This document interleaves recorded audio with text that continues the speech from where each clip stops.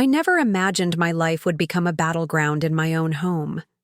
For 45 years, I poured my heart and soul into building a life filled with warmth and comfort. The 4-bedroom house on Maple Street, with its sprawling garden and wraparound porch, had been my sanctuary for nearly 3 decades. Every corner held memories. The height marks on the kitchen doorframe tracking my son's growth, the dent in the living room wall from when he learned to ride his scooter indoors, the handmade curtains I'd sewn when money was tight, but determination wasn't. After my husband Richard passed away 7 years ago, this house became even more sacred to me. It was all I had left of our shared dreams. I maintained it meticulously, knowing he would have wanted me to keep it as the warm, inviting space we'd created together. Before we jump back in, tell us where you're tuning in from, and if this story touches you, make sure you're subscribed, because tomorrow I've saved something extra special for you. Then Andrew, my only son, married Vivian. At first, I was thrilled.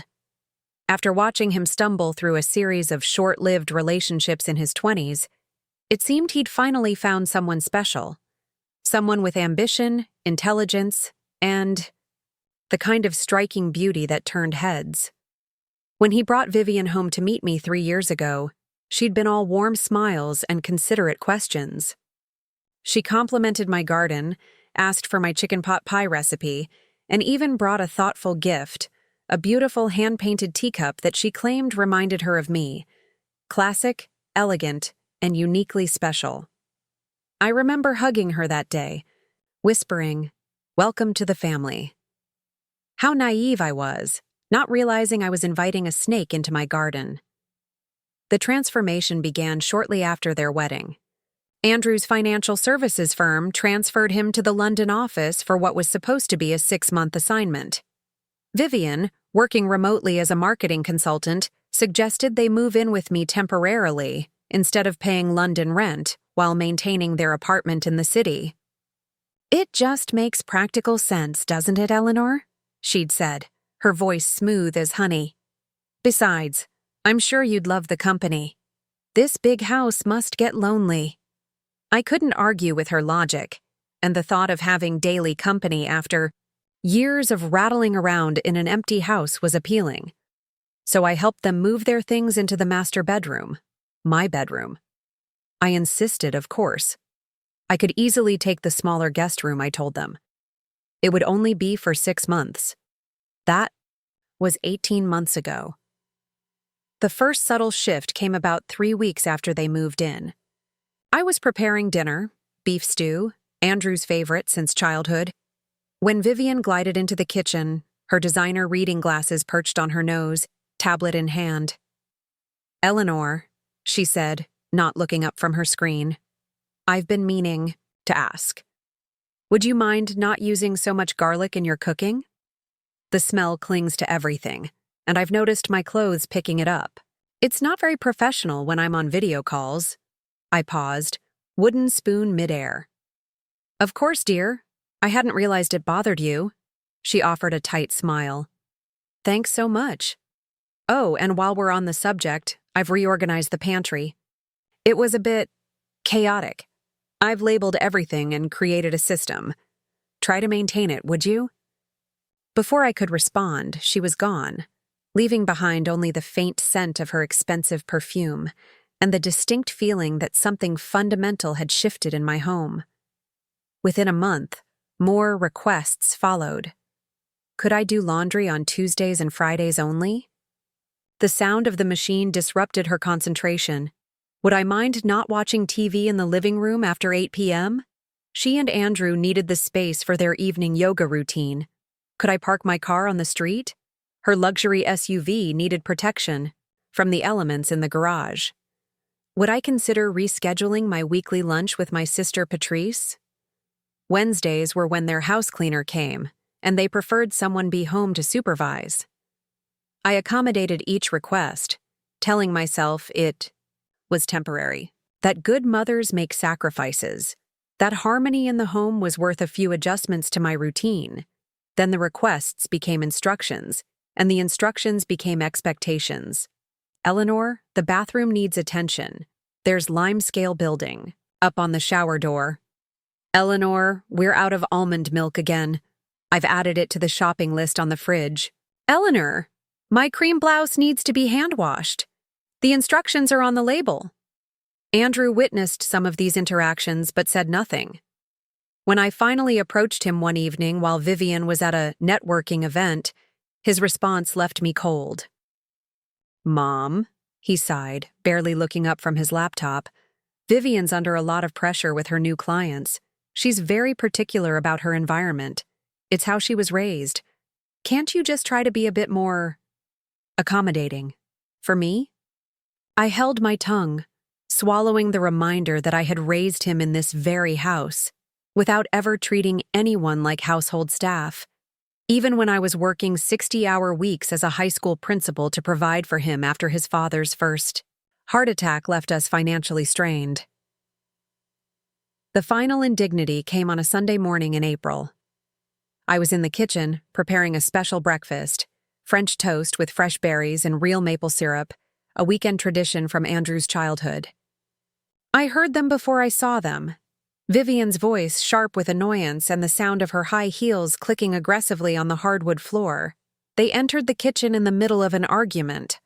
"I'm just saying," Vivian was insisting. "Your mother hovers. It's suffocating.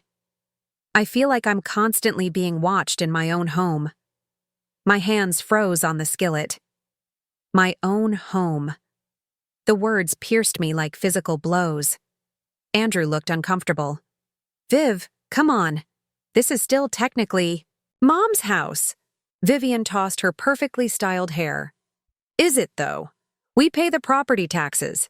We cover the utilities. We buy most of the groceries. All she does is exist here. That's not fair."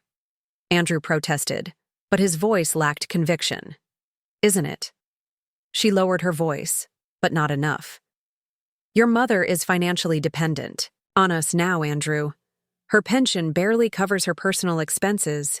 She couldn't maintain this place without us, and you know it." I stood motionless, the French toast beginning to burn as the truth of her words sank in.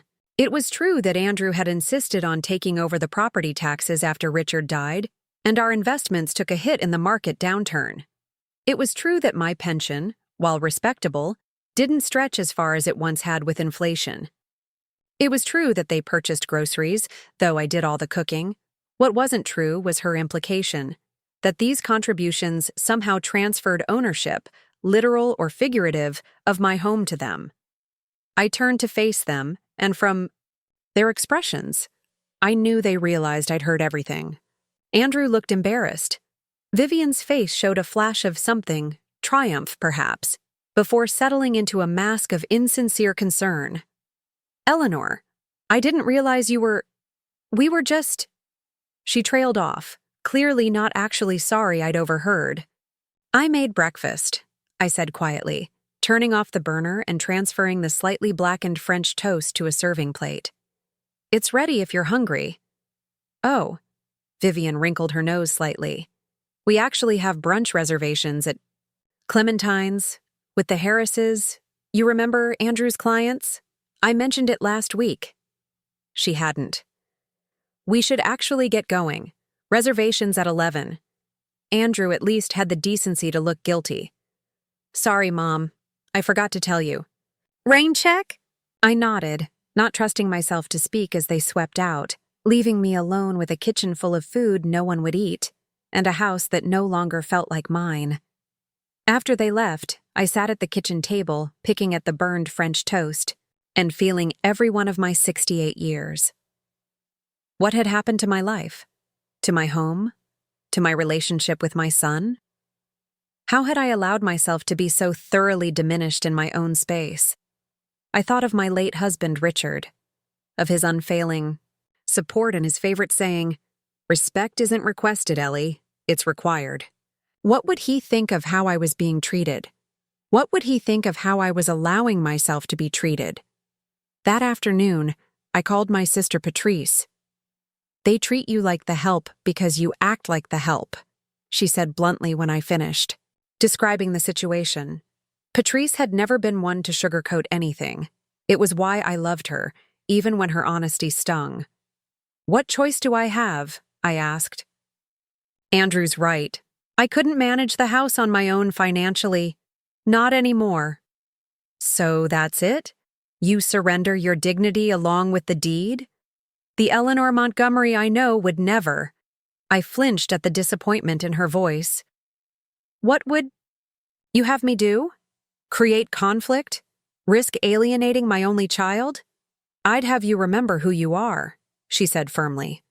"The woman who ran Forest Hills High School for 20 years. The woman who faced down budget committees and angry parents and entitled students without breaking a sweat. The woman who raised a son single-handedly while her husband was in and out of hospitals for years." Her words sparked something in me.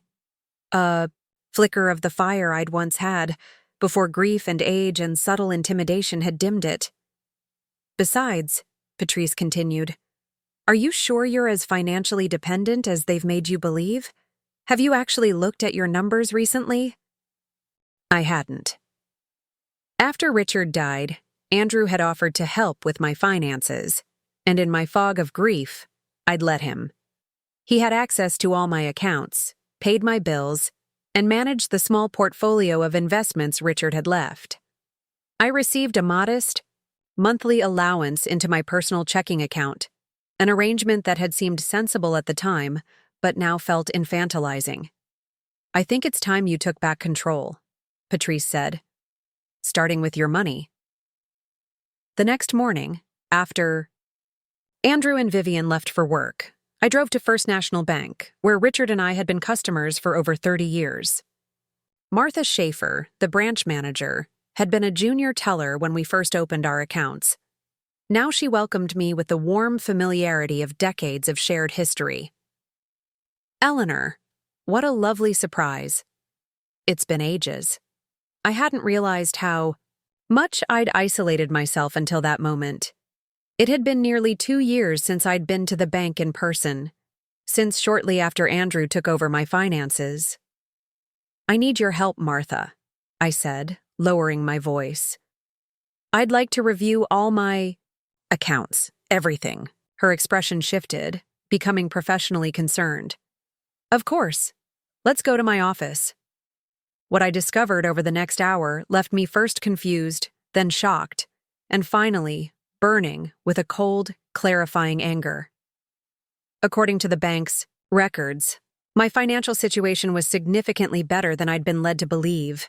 Richard's life insurance policy, which I thought had mostly gone to paying off medical bills, had left a substantial sum. The investments Andrew had been managing for me had performed exceptionally well in the recovering market, and the pension I received was only a portion of what I was entitled to. The rest was being automatically deposited into an account I didn't know existed. "Your son has full power of attorney," Martha explained, showing me the document. "Established 2 years ago. He's authorized to manage all your finances." I stared at my signature on the paper, remembering the stack of documents Andrew had asked me to sign shortly after Richard's funeral. "Just standard estate stuff, Mom," he'd said. "Dad would want us to get your affairs in order right away." "I'd, like to revoke this," I said, my voice steadier than I felt. "Immediately." Martha's eyes held understanding without judgment. "We can start that process today. And Eleanor, there's something else you should know."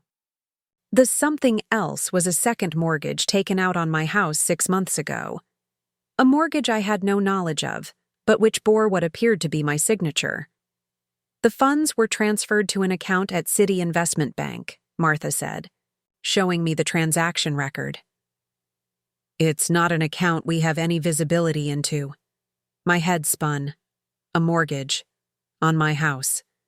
The house that was fully paid off 15 years ago. The house Richard and I had sacrificed to secure for our retirement, and to leave as a legacy for Andrew. "Is this legal?" I asked, my voice barely above a whisper. Martha hesitated. "With the power of attorney, Andrew had the legal right to make financial decisions on your behalf." "But," she leaned forward, lowering her voice. If you weren't informed, or if there was any deception involved, that's a different matter altogether.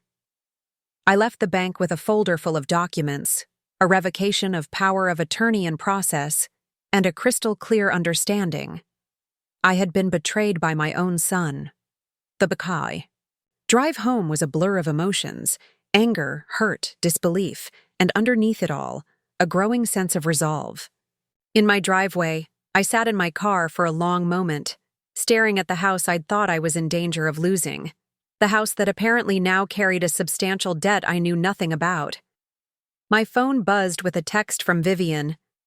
"Eleanor, we're having the Wilsons over for dinner tonight. Nothing fancy, just set the dining room for 6 by 7. I've left a shopping list on the counter. Thanks." The casual presumption, the automatic assumption that I would once again serve as their unpaid housekeeper and cook crystallized everything for me. I read the text 3 times, letting the indignity of it fuel my determination. Today would be different. Today I would reclaim my home and my dignity. Today, the pretense of harmony would end, replaced by the harsh but necessary light of truth. Entered my house, with my head held high and a battle plan forming. The first thing I saw was Vivian's shopping list on the counter, written in her elegant script on a monogrammed notepad. The list was extensive and specific. Imported cheeses, a particular brand of sparkling water, fresh flowers, daffodils, not lilies, those were too funeral, and premium cuts of meat from the specialty butcher across town. I picked up the list, crumpled it in my fist, and threw it in the trash.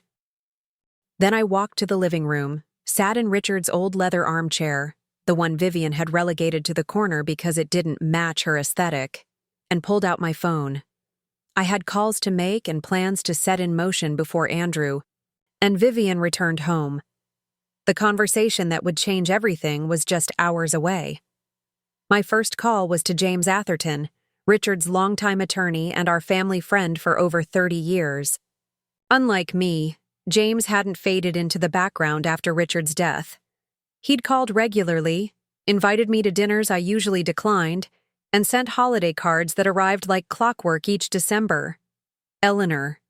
His voice registered genuine pleasure.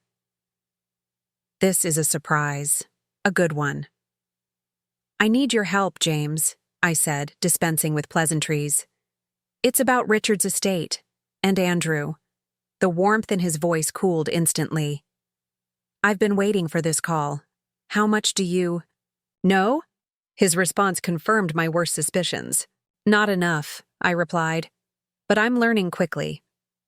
Over the next half hour, James filled in the blanks that Martha at the bank couldn't. According to him, Andrew had consulted him shortly after taking power of attorney, inquiring about investment opportunities using my assets as collateral. "I advised against it," James said firmly. "I told him your financial situation was stable and secure exactly as Richard had arranged it, and that leveraging your home was unnecessary and risky." "But he did it anyway," I said, clutching the phone. "Tighter." "Through another attorney," James confirmed. "I made it clear I wouldn't facilitate it." "Eleanor, there's something else you should know. Richard left specific instructions with me. A letter and some documents for you to be delivered in case exactly this kind of situation arose." My heart skipped. "What kind of documents?" "I think it's better if you see them in person. Can you come to my office this afternoon? Say 2 o'clock? I agreed, then made my second call to a locksmith. By noon, new locks had been installed on all exterior doors of my house, and I had the only keys. The locksmith, a grandfatherly man named Carl, seemed to understand something of my situation without being told. "Security systems are on special this month," he mentioned casually as he worked on the front door. "Motion sensors, cameras, the works, controlled right from your phone. Peace of mind doesn't come cheap, but it's worth every penny if you ask me." "Let's do it," I said, making a swift decision. "The full package." Carl nodded approvingly. "Smart lady. I can have the team out here tomorrow morning."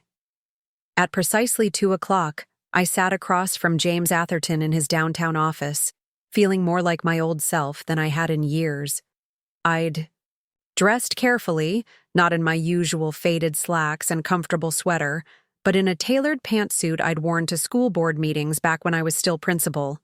I'd styled my silver hair, applied makeup, and put on pearl earrings. Richard had given me for our 30th anniversary. James slid a sealed envelope across his desk.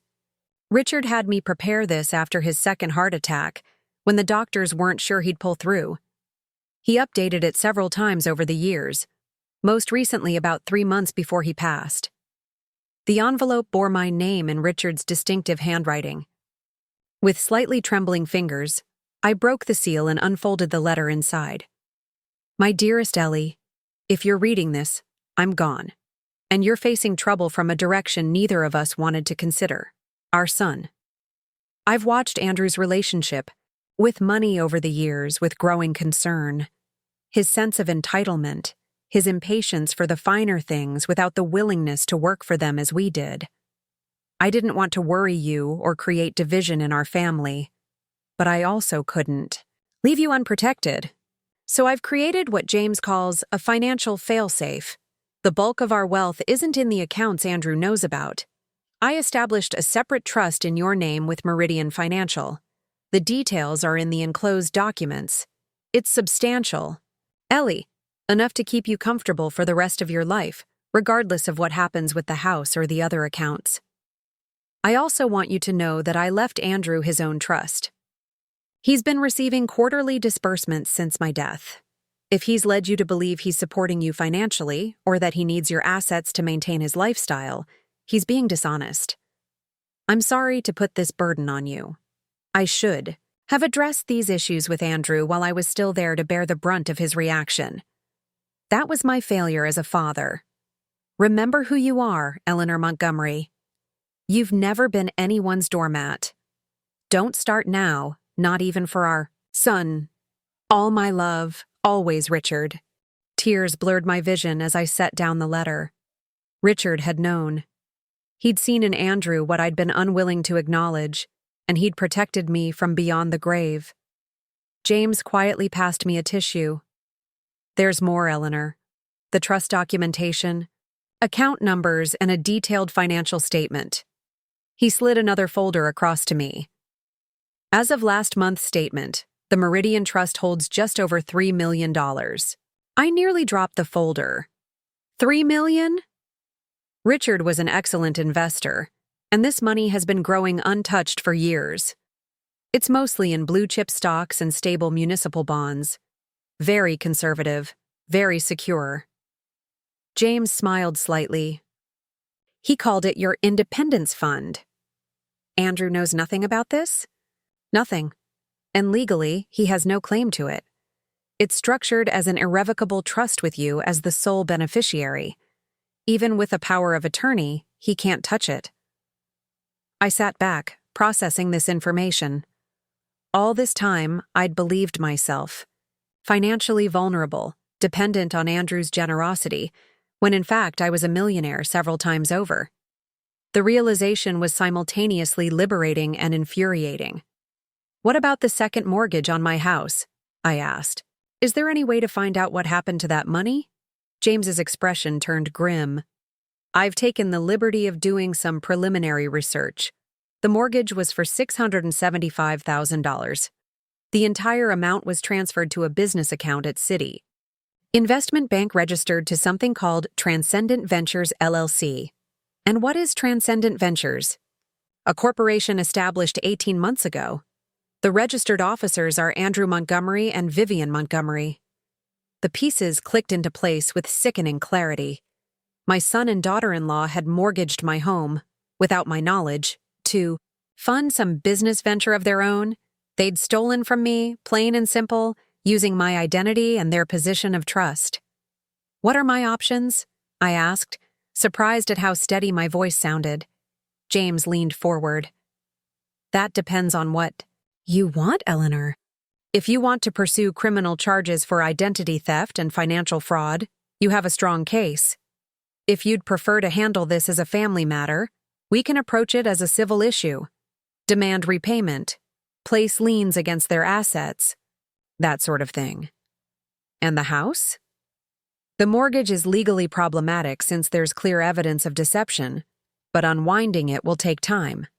In the meantime, as the owner of record, you have every right to determine who lives there. I nodded slowly, a plan crystallizing in my mind. I need immediate access to some of the trust funds. That can be arranged. How much are we talking? About? Enough to clear the mortgage for starters, and I'll need a certified check for $100,000 by tomorrow morning. James raised an eyebrow, but didn't question my reasons. I'll contact Meridian right away. The mortgage payoff might take a few days, but we can have the $100,000 for you first thing tomorrow. As I prepared to leave, James asked gently, "Eleanor, are you sure you want to handle this confrontation alone? I'd be happy to be present when you speak with Andrew and Vivian." I shook my head. "This is a conversation that's long overdue, James, and I need to have it on my terms, in my home." I straightened my shoulders. Besides, I spent 20 years managing teenagers and entitled parents. I think I can handle my son and his wife. He smiled, a mix of admiration and concern in his eyes. "Richard would be proud. Call me afterward, regardless of how it goes." I made one final stop before heading home, at Haverton's, the most exclusive home furnishing store in town. Walking through its hallowed halls of luxury had always been an aspirational exercise for Richard and me.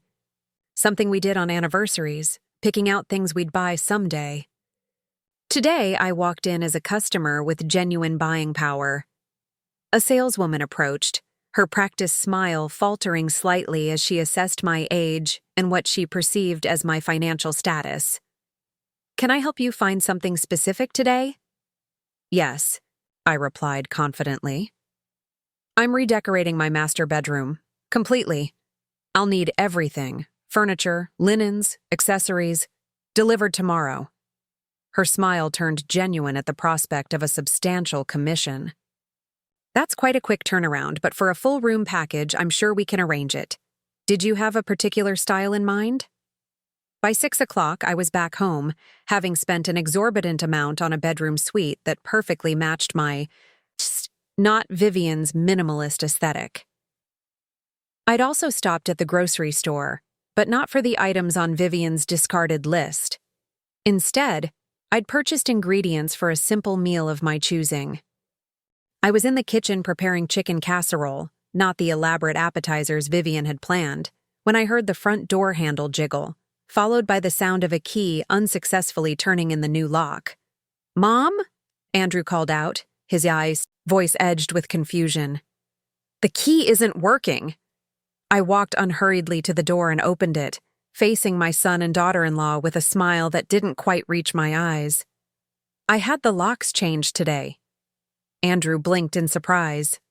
"What? Why would you do that without telling us?" "It's my house," I replied simply. "I don't need permission to secure it." Vivian's expression darkened. "We live here too, Eleanor. We should have keys." "That's actually what I'd like to discuss over dinner." I stood aside to let them enter, noting the flash of annoyance on Vivian's face when she spotted her crumpled shopping list in the trash. "Eleanor," she said tightly, "didn't you get my text about the Wilsons coming for dinner? Where are the appetizers, the flowers? We have guests arriving in less than an hour." "I saw your text," I confirmed, returning to the kitchen to check on my casserole. "I decided we needed a family dinner instead, just the three of us. I've already called the Wilsons and rescheduled for next week." "You what?" Vivian's voice rose in disbelief. "You had absolutely no right to—" "Vivian," Andrew interrupted, placing a restraining hand on her arm. His eyes were fixed on me, wary and calculating.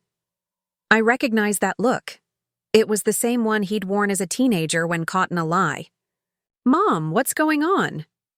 "Let's sit down and discuss it properly," I suggested, gesturing to the dining room table, which I'd set for 3 with my best china, another item Vivian had deemed outdated and relegated to the back of the cabinet.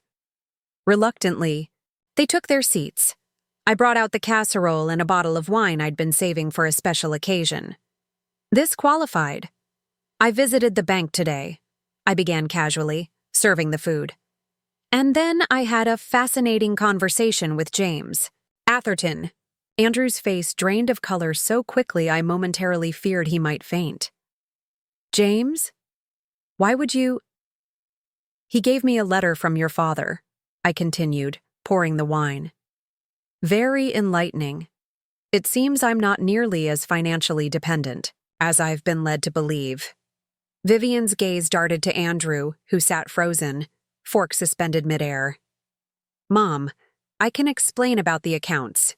I was just trying to simplify things for you. Manage everything in one place. And the second mortgage on my house? I interrupted, my voice hardening. Were you simplifying that for me too? Or was that just theft? It wasn't theft. Andrew protested, setting down his fork with a clatter. It was an investment opportunity. Transcendent Ventures is going to be huge. We're talking serious returns within a year, 2 at most. The mortgage was just temporary leverage. An investment. Opportunity so promising you couldn't simply tell me about it? Ask my permission to use my home, my largest asset, as collateral? I shook my head. No, Andrew. You knew I would say no, so you did it behind my back, using the power of attorney I never should have granted you. This is absurd, Vivian interjected, her polished veneer cracking. We've been supporting you, Eleanor, paying bills, buying groceries, handling maintenance on this aging money pit of a house. Without us, you'd be struggling to make ends meet on that pitiful pension. I smiled thinly. That pitiful pension is nearly 3 times what I've been receiving as an allowance. And as for supporting me, according to James, Andrew has been receiving quarterly disbursements from his own trust since Richard died. Quite substantial, uns, in fact. Andrew paled further. Dad left me a trust? He did, just as he left me one. It seems neither of us has been fully forthcoming, though only one of us has committed fraud. A heavy silence fell over the table. Andrew stared at his plate, unable to meet my eyes. Vivian looked between us, her expression calculating. So what happens now? She finally asked. You've made your point, Eleanor. We should have been more transparent about the financial arrangements. But what's done is done. The mortgage exists. Transcendent Ventures exists. We all still need a place to live. That's true, I acknowledged, taking a deliberate sip of wine. Which is why I've decided to pay off the mortgage in full. Tomorrow. Their heads snapped up in unison. What? Andrew gasped. How could you possibly? Vivian began. The trust your father established for me is more than adequate to clear the debt, I explained calmly. James is arranging it as we speak. By this time tomorrow, this house will once again be free and clear. My house. I emphasized those last 2 words, watching understanding dawn in their eyes. You're kicking us out, Vivian stated flatly. I'm reclaiming what's mine, I corrected. And, yes, I expect you both to find alternative accommodations. Immediately. Andrew's shock gave way to sputtering indignation. You can't just throw us out. We have rights. We've been living here contributing— Stealing, I corrected. You've been stealing from me, Andrew, both financially and in less tangible ways. I turned to Vivian. You've treated me like a servant in my own home. You've demeaned me, dismissed me, and systematically pushed me to the margins of my own life. That's not fair, she protested, but her objection lacked conviction. Isn't it? How many times have you issued orders rather than requests? How many times have you rescheduled my activities, reorganized my belongings, criticized my cooking, my cleaning, my very existence in this space without any consideration for my feelings or preferences? Vivian fell silent, a flush creeping up her neck. And you? I turned back to Andrew. My son, you've watched it happen. Worse, you've enabled it, encouraged it, all while secretly leveraging my home, the home your father and I worked decades to secure. For your own financial gain. It wasn't like that, he mumbled, but there was no real defense in his words. It was exactly like that, I countered. And it ends now. I reached into my purse and withdrew a certified check I'd gotten from my personal account, the only one Andrew hadn't managed to control completely. It was for $5,000. This should cover temporary accommodations while you arrange for something. More permanent, I said, sliding the check toward them. I expect you to be out by noon tomorrow. Tomorrow? Vivian's voice rose in panic. That's impossible. We can't possibly pack and find a place in less than 24 hours. You managed to move in here within 48 hours when it suited you, I reminded her. I'm sure you can manage this transition with similar efficiency. And if we refuse? Andrew challenged, a last desperate attempt at control. I met his gaze steadily. Then I'll pursue legal action for identity theft, fraud, and financial exploitation. Of an elder. James has already prepared the paperwork. It's your choice whether we handle this as a family matter or a criminal one. The threat hung in the air between us, weighted with the seriousness of my intent. Andrew's defiance crumbled first. We'll be out by noon, he said quietly. Vivian opened her mouth as if to protest, then closed it again when she saw the determination in my eyes. She knew a losing battle when she saw one. I nodded once, satisfied. Good. Now, I believe we still have dinner to finish. The remainder of the meal passed in tense silence, the only sounds the clink of silverware against china and the occasional forced swallow. When they finished, both rose wordlessly and retreated to the master bedroom, soon to be my bedroom again, presumably to begin packing. I remained at the table, sipping my wine and feeling a complex mixture of emotions. Vindication? Yes. But also sadness for what had been lost, for the son I'd raised who had somehow become capable of such betrayal, for the family relationships that would never be quite the same again. But underneath it all was something I hadn't felt in years, the quiet confidence of standing my ground, of reclaiming my dignity and my space. Outside the dining room window, the last light of day was fading, casting long shadows across my garden. Tomorrow would bring a new phase, challenges and adjustments certainly, but on my terms, in my home. For the first time since Richard died, I felt truly alive again, ready to face whatever came next. Sleep didn't come easily that night. Through the thin walls of the guest bedroom, my bedroom for one last night, I could hear Andrew and Vivian arguing in harsh whispers, occasionally punctuated by the sound of drawers opening and closing, items being tossed into suitcases. Twice, Vivian's voice rose enough for me to catch fragments. Can't believe you didn't know. And later, your mother or me, Andrew, choose now. I lay awake, staring at the ceiling, wondering if I'd done the right thing. Not about reclaiming my home, that decision I was certain of, but about the harshness of my timeline. Was I being unnecessarily cruel, giving them less than 24 hours? Then I remembered the casual cruelty they'd shown me for months, Vivian's dismissive instructions, Andrew's willful blindness, the calculated financial deception. No, I decided. The timeline stayed. At 7:03 a.m., my doorbell rang. The delivery crew from Haverton's stood on my porch, clipboards in hand, 2 large trucks idling at the curb. Mrs. Montgomery? We have your bedroom suite scheduled for delivery and set up this morning. I smiled, feeling a flutter of anticipation. Perfect timing. Please come in. Andrew emerged from the master bedroom in rumpled clothes, hair disheveled, as 6 uniformed workers began filing through the foyer. Mom? What's going on? My new bedroom furniture is being delivered, I explained calmly.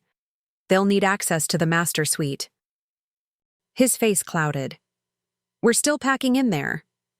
Then I suggest you accelerate your efforts. The delivery team is on a schedule. I gestured to the workers, who stood awkwardly witnessing our exchange. The master bedroom is just down that hallway. First door on the right. You may need to work around some items still being packed. As they headed toward the bedroom with purpose, Vivian appeared in the doorway, wrapped in her silk robe, her face a mask of indignation. "You can't be serious. We haven't even had breakfast yet, and you're moving furniture in around us?"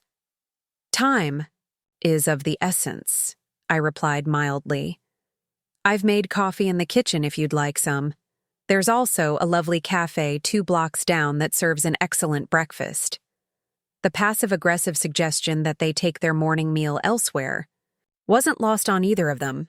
Andrew's jaw tightened, but he merely took Vivian's elbow and steered her back into the bedroom, where they hastily dressed amidst the bustling delivery crew.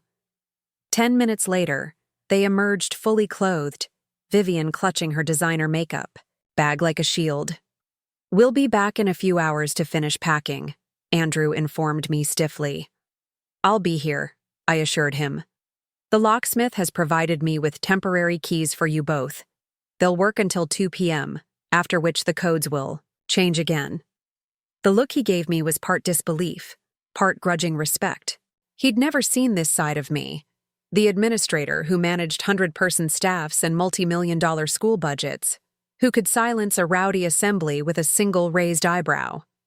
Though perhaps he had long ago, before I'd allowed grief and misplaced guilt to dim my light. As they left, I turned my attention to overseeing the delivery. The furniture I'd selected was nothing like the sleek, Instagram-worthy pieces Vivian had installed. My new bed was a solid cherry 4-poster with hand-carved details. The dresser and nightstands matched, warm and traditional, with antique brass, hardware that reminded me of pieces my grandmother had owned. The linens were Egyptian cotton in a deep teal, my favorite color, not the sterile white Vivian preferred. By 10:30, the master bedroom had been transformed. Every trace of Andrew and Vivian's occupancy had been pushed to one side, where their half-packed suitcases and boxes created a sharp contrast to my elegant new sanctuary. I stood in the doorway, surveying the change with satisfaction. "Mrs. Montgomery?" The delivery foreman approached with a final form to sign. "Everything to your satisfaction?" "Perfect," I assured him, adding a generous tip to the bill. After they left, I moved methodically through the house, reclaiming spaces that had been overtaken. I returned my books to the living room shelves, where Vivian had removed them for being too cluttered. I restored family photos to the mantelpiece, including several of Richard that had been deemed depressing and hidden away in drawers. I reset the thermostat to my preferred temperature, put my favorite throw pillows back on the sofa, and played Ella Fitzgerald on the sound system Vivian only used for her meditation podcasts. At precisely noon, Andrew's key turned in the lock. He and Vivian entered with reinforcements, 2 of his colleagues from work, drafted to help with the move. They stopped short at the sight of me settled comfortably in Richard's leather chair, reading a book, jazz filling the room. "You've been busy," Andrew observed, taking in the transformed space. I marked my page and set the book aside. "Just restoring some order. Your friends are welcome to help, of course, but remember the deadline." The next 2 hours passed in a flurry of activity. Andrew and his friends made trip after trip to the waiting U-Haul truck they'd rented, carrying out boxes, suitcases, and the furnishings Vivian had insisted on buying during their stay. Vivian herself alternated between directing their efforts and shooting poisonous glances in my direction. At 1:45 p.m., 15 minutes before the temporary keys would deactivate, they made their final trek through my home. Andrew looked exhausted, his shirt dark with sweat, his expression a mixture of resentment and resignation. Vivian, by contrast, had maintained her polished appearance, not a hair out of place despite the chaos.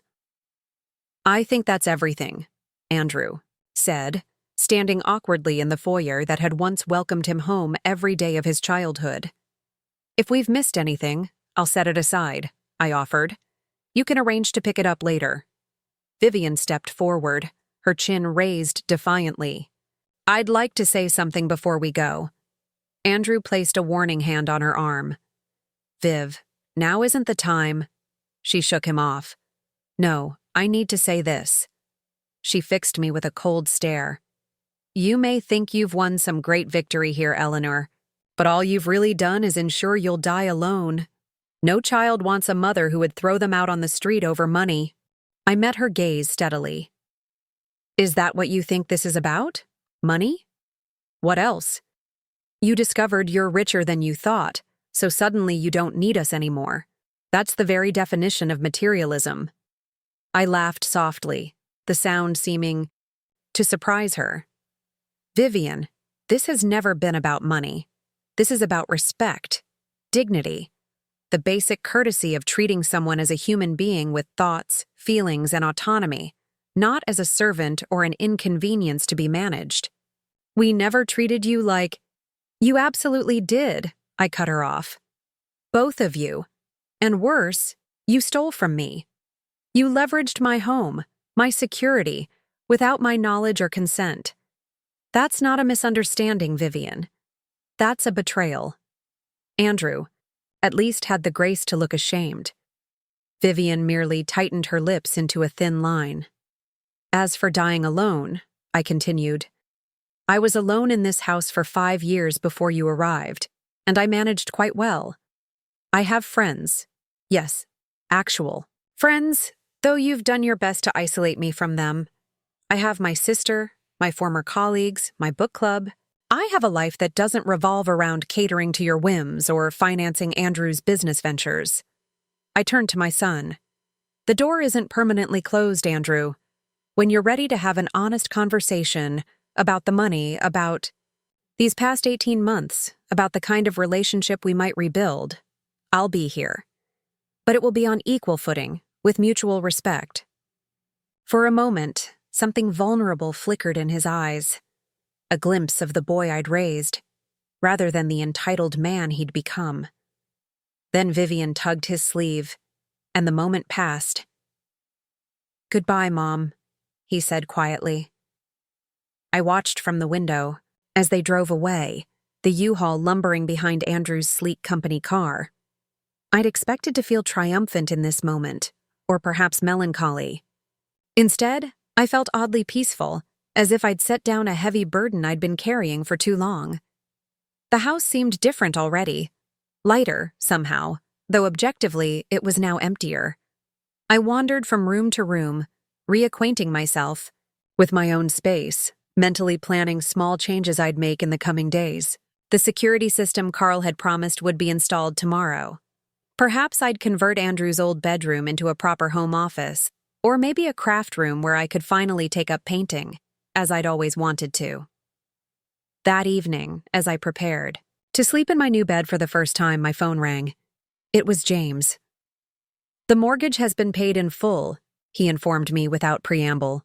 The paperwork will take a few days to process, but legally, your home is unencumbered again.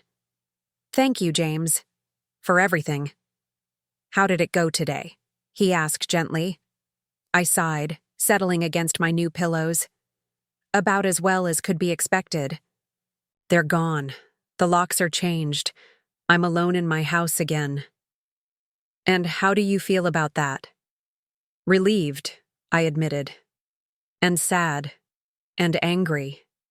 And free.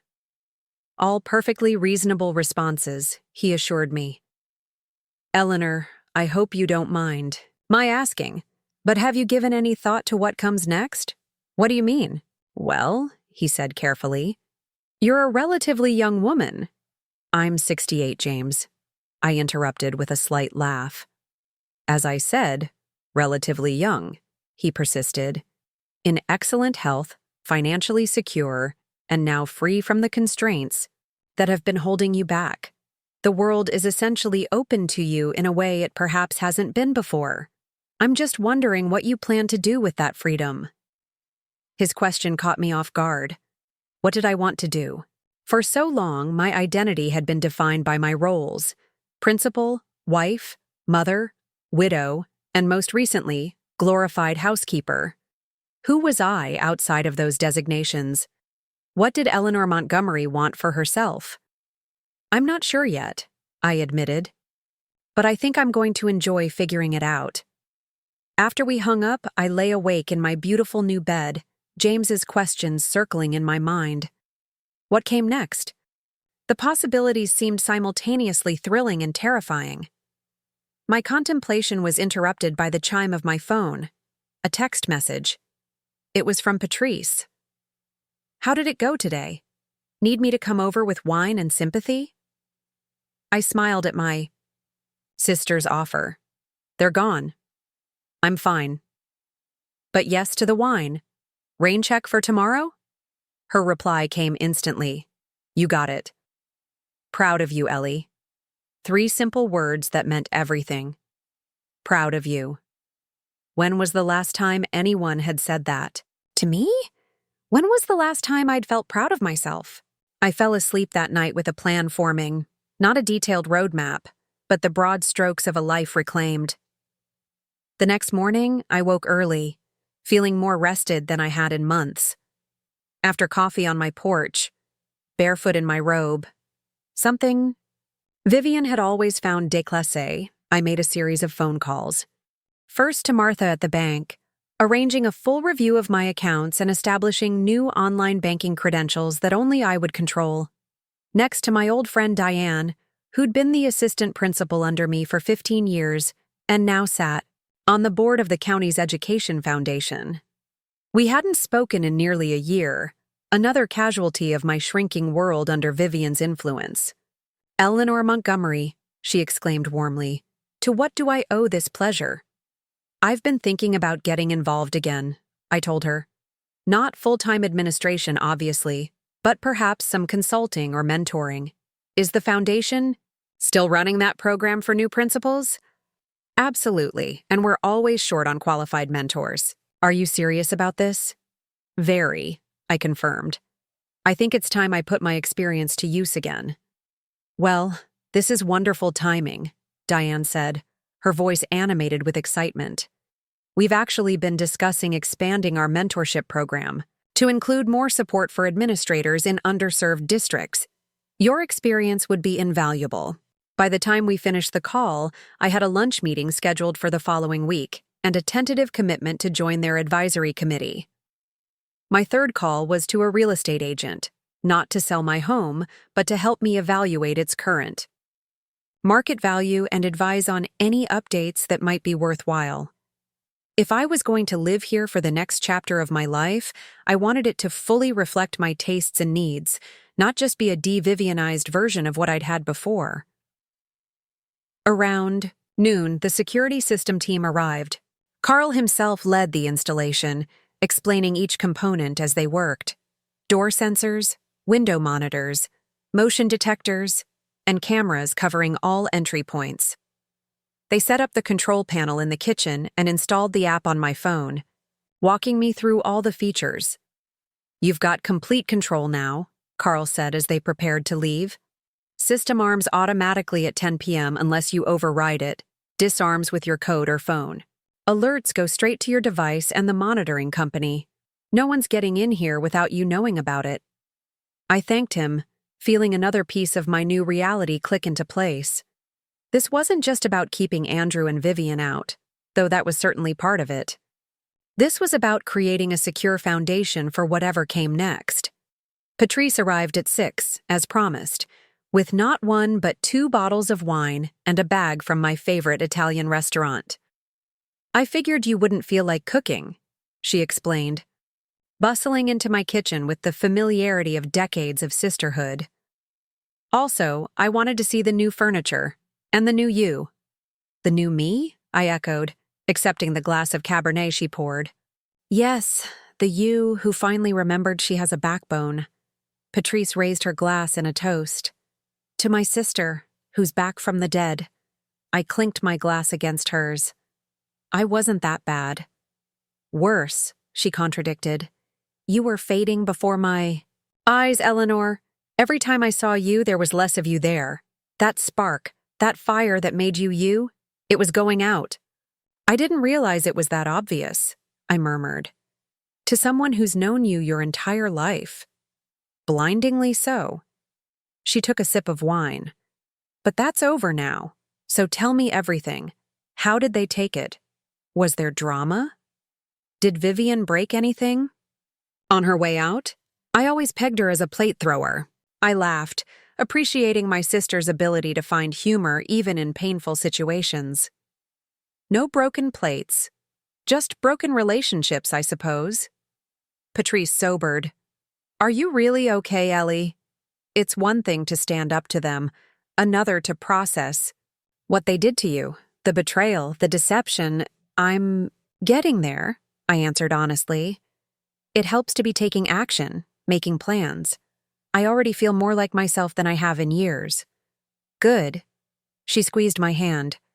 Because I need my real sister back. The one who once told the superintendent of schools to his face that his budget proposal was an insult to mathematics and common sense. I winced at the memory. I'd forgotten about that. Well, he certainly hadn't. Last time I saw him at a fundraiser, he still asked about the formidable Mrs. Montgomery with a mix of terror and respect. We laughed together, and for the first time in ages, the sound didn't feel forced or hollow. It was genuine, bubbling up from a place of true connection and shared history. After dinner, I gave Patrice a tour of the changes I'd already made and outlined my plans for further renovations. She approved enthusiastically, especially of my idea to convert the spare bedroom into an art studio. You always wanted to paint, she reminded me. Remember those watercolor classes we took that summer after college? You were good. I wasn't. Terrible, I conceded. But life got busy. There was always something more important to do. And now? Now I get to decide what's important. As we stood in the empty room that would become my studio, Patrice studying the light from the north-facing windows, my phone buzzed with a text. I glanced at it, then froze. It was from Andrew. I think we need to talk about transcendent ventures and the money you're owed. Can we meet tomorrow? Patrice noticed my expression. What is it? I showed her the message. Her eyes narrowed. He's not wasting any time, is he? What are you going to say? I considered the question carefully. Part of me wanted to ignore him, to punish him with silence the way his absence had punished me after Richard died. Another part recognized that if there was ever to be any kind of reconciliation, it would have to start somewhere. I think I'll meet him, I decided. Not here, neutral territory, and not alone. Want me to come? I've got a few choice words saved up. I smiled at her protective instinct. I appreciate the offer, but I think this particular conversation needs professional oversight. I'll ask James to join us. I typed a response. We can meet at James Atherton's office tomorrow at 2 p.m. I'll let him know to expect us. Andrew's reply came seconds later. I'll be there. Just me, not Vivian. That single detail, his decision to meet me without his wife, told me volumes about what might have transpired between them after they left. I showed Patrice. Interesting, she murmured. Trouble in paradise already? Perhaps. I set the phone aside, not wanting Andrew's drama to consume this evening of reconnection with my sister. But that's tomorrow's problem. Tonight, I believe you mentioned a second bottle of wine? Later, after Patrice had gone home with promises to help me shop for art supplies over the weekend, I stood in my reclaimed bedroom, looking out at the moonlit garden.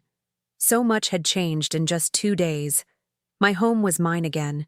My finances were under my control.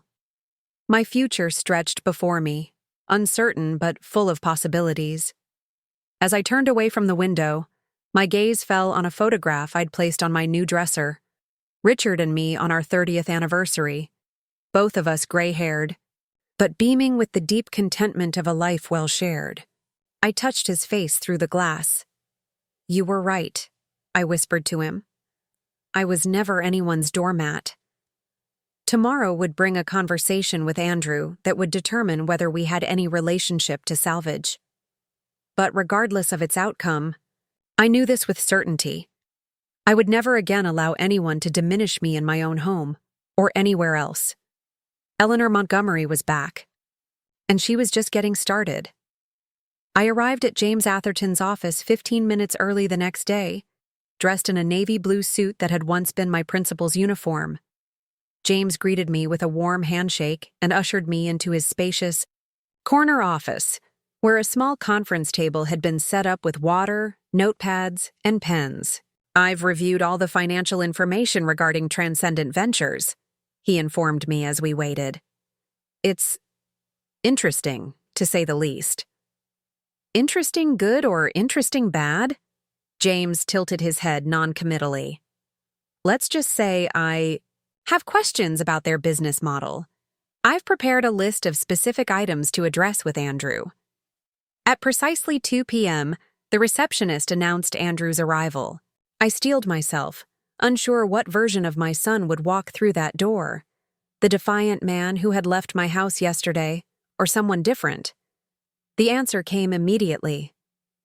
Andrew entered looking nothing like the polished financial advisor who had once moved through the world with easy confidence. His hair was uncombed, his eyes shadowed by dark circles, his normally crisp button-down wrinkled. He carried a thick manila folder under one arm and a laptop bag over his shoulder. "Mom," he said, his voice rough, "thank you for agreeing to meet." I nodded, keeping my expression neutral. "Have a seat, Andrew." James took control of the meeting with the smooth authority of decades of legal practice. "I think we all know why we're here. There are significant financial matters to discuss, particularly regarding the second mortgage taken out on Mrs. Montgomery's property and the subsequent transfer of those funds to Transcendent Ventures, LLC. Andrew set his folder on the table. "Yes, that's exactly what I wanted to talk about." He took a deep breath. "I owe you an explanation, Mom, and an apology." I hadn't expected that. I'd prepared for excuses, for defensive posturing, perhaps even for threats, but not for what appeared to be genuine contrition. "Transcendent Ventures wasn't a scam," he continued. "At least it didn't start as one. It was a legitimate investment opportunity, a tech startup developing a revolutionary approach to cryptocurrency mining. Lower energy consumption, faster processing. The projections were incredible. And you needed $675,000 to invest," I supplied. He nodded. "The minimum buy-in was high, but the potential returns were even higher. Early investors were projected to quadruple their money within 18 months. It seemed foolproof." James leaned forward. "And now?" Andrew's shoulders sagged. "The technology had fundamental flaws that weren't apparent until they scaled up testing. The chief engineer quit 3 months ago, taking half the development team with him. Last week, the CEO announced they were pivoting to a completely different business model." His voice turned bitter. "In other words, they're starting over from scratch. All initial timelines are scrapped, and early investors are being asked to provide additional capital to weather the transition." "So the money is gone," I stated flatly. "Not gone," Andrew clarified quickly. "But illiquid and at significant risk. The company still exists, still has assets and intellectual property. But the immediate prospects are not what was promised." James made a note on his legal pad. "And your personal investment in this venture? Beyond the funds from your mother's mortgage?" Andrew shifted uncomfortably. "I put in about $300,000 from my own savings and my trust disbursements." "And Vivian?" I asked, already suspecting the answer. His expression hardened. "Vivian didn't invest anything of her own. She was conservative with her personal funds." The subtext was clear. Vivian had been happy to risk my money, not her own. "I need to show you something," Andrew said, opening the manila folder. He withdrew a stack of documents and spread them across the table. "These are the original investment agreements, the bank transfers, everything related to Transcendent Ventures. I want to be completely transparent." As James examined the paperwork, Andrew turned to me. Mom, I made a terrible mistake. Using your house as collateral without your knowledge. There's no excuse for that. None. I convinced myself it was justified because the returns would benefit all of us. That I was protecting you from unnecessary stress by handling it myself. He shook his head. But that was self-serving garbage. The truth is I was arrogant. I thought I knew better than everyone else, including you. His candor was disarming. This wasn't the entitled, defensive Andrew of recent months, but it also wasn't quite the son I remembered from before. This was someone new, someone humbled, perhaps even broken. What about Vivian? I asked. Where does she stand in all this? Andrew's face tightened. We're taking some time apart. After we left yesterday, things escalated. She was furious that I'd agreed to leave so easily, that I hadn't fought harder to stay in the house. When I told her I was coming to meet you today to discuss making things right, she said I was choosing you over her. And are you? I'm choosing to do what's right, he said quietly. Finally. James finished reviewing the documents and looked up. Andrew, what exactly are you proposing here? Andrew sat up straighter, seeming to gather his resolve. I want to make full restitution for the mortgage, plus interest. I can't do it all at once, but I've worked out a payment plan. He slid another document across the table. This is a formal promissory note. I'll pay back every penny starting immediately. James examined the document, then passed it to me. The terms were straightforward. Monthly payments over 5 years, with interest set at 2 points above prime. It was a reasonable arrangement, fair even. Beneath the payment schedule was a personal guarantee clause that would place a lien against all of Andrew's personal assets until the debt was fully satisfied. You've put a lot of thought into this, I observed. I've done nothing but think since we left, he admitted. About what I did, why I did it, who I've become. He met my eyes directly. I don't like that person very much, Mom. A complicated mix of emotions surged through me. Relief that he was taking responsibility, sadness for his pain, lingering anger over the betrayal, and underneath it all, the persistent love of a mother for her child, however flawed. What about your trust fund? I asked. The quarterly disbursements your father arranged? I'm not asking for that money, he said firmly. I'll repay what I owe from my salary and by liquidating some personal investments. The trust disbursements can remain suspended indefinitely as far as I'm concerned. I need to do this on my own. James cleared his throat. Actually, Richard's trust was quite specific. The disbursements can't be permanently suspended, that would violate the terms, but they could be redirected. Andrew looked confused. Redirected how? The funds could be paid directly toward your debt obligation instead of to your personal accounts, James explained. It would significantly shorten the repayment period. Andrew considered this. If that's possible, yes. I'd prefer that arrangement. James made another note. I'll draft the necessary paperwork. A silence fell over the table as we all absorbed the implications of what had just transpired.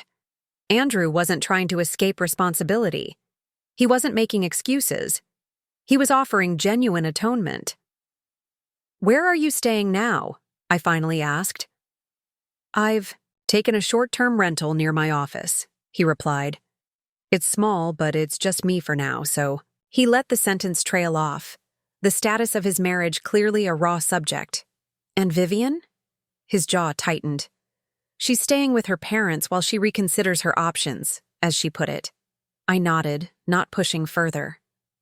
Whatever was happening, between them was their business, though I couldn't pretend I was entirely sorry to hear their relationship was strained.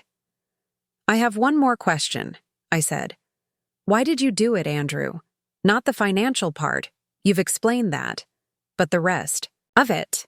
Allowing Vivian to treat me the way she did, watching me be diminished in my own home day after day and saying nothing. How could you let that happen?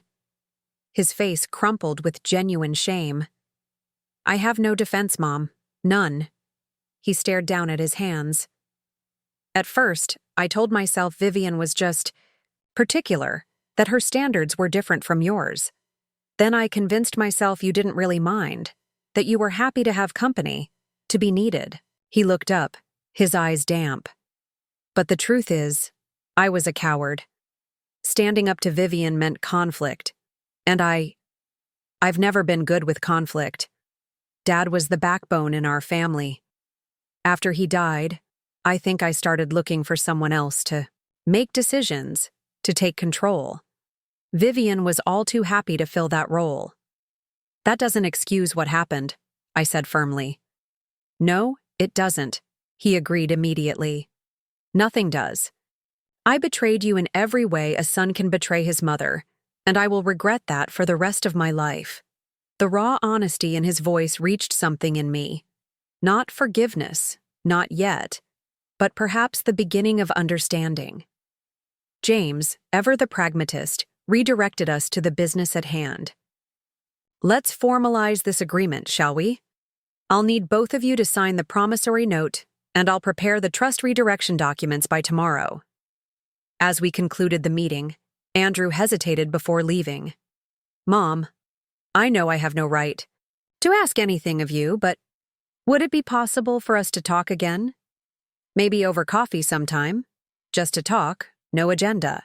I studied my son's face, the face I'd known from his first breath, through childhood illnesses and teenage rebellion, college graduation and career successes. The face that had recently looked at me with dismissal and impatience, but now showed only remorse and uncertainty. Coffee might be possible, I said carefully. In time. He nodded, accepting this limited opening with visible gratitude. Thank you for listening today, for not pursuing legal action, for everything. After he left, James turned to me. What do you think? Was that genuine? Yes, I said without hesitation. He's made terrible choices, but that was the real Andrew. In there. A version of him I haven't seen in a long time. People can change, James observed, when the consequences become real enough. We'll see, I replied, neither fully convinced nor entirely doubtful. Only time would reveal the true depth of Andrew's transformation. The following week unfolded in a series of deliberate steps toward my new normal. I met with Diane and the Education Foundation Board, where I was warmly welcomed back into the fold and immediately enlisted to mentor 3 new principals in underperforming schools. The work would be part-time but meaningful, drawing on my decades of experience while still leaving room for other pursuits. The real estate agent I'd contacted performed a thorough evaluation of my home, identifying several areas for potential updates but confirming what I already knew. The property had appreciated significantly over the decades, and with the recent improvements in the neighborhood, was worth substantially more than I'd realized. If you ever did decide to sell, she told me during her final assessment, you'd be looking at enough to purchase a very comfortable retirement property and still have a significant sum left over. I thanked her for the information, though I had no immediate plans to leave. This house still held too many precious memories, too much of Richard's spirit. But it was reassuring to know I had options. Patrice made good on her promise to help me set up an art studio. We spent a Saturday converting the spare bedroom, installing proper lighting, setting up an easel near the north-facing window, and organizing supplies. By Sunday afternoon, I had completed my first watercolor in decades, a simple rendering of the garden view, imperfect but deeply satisfying. Not bad for a rusty old principal, Patrice declared, studying the painting with her head tilted critically. Though your perspective needs work. Everything needs work, I laughed. That's rather the point. Through it all, I maintained limited but civil contact with Andrew. We met for coffee twice, brief, somewhat awkward encounters at a cafe halfway between our homes.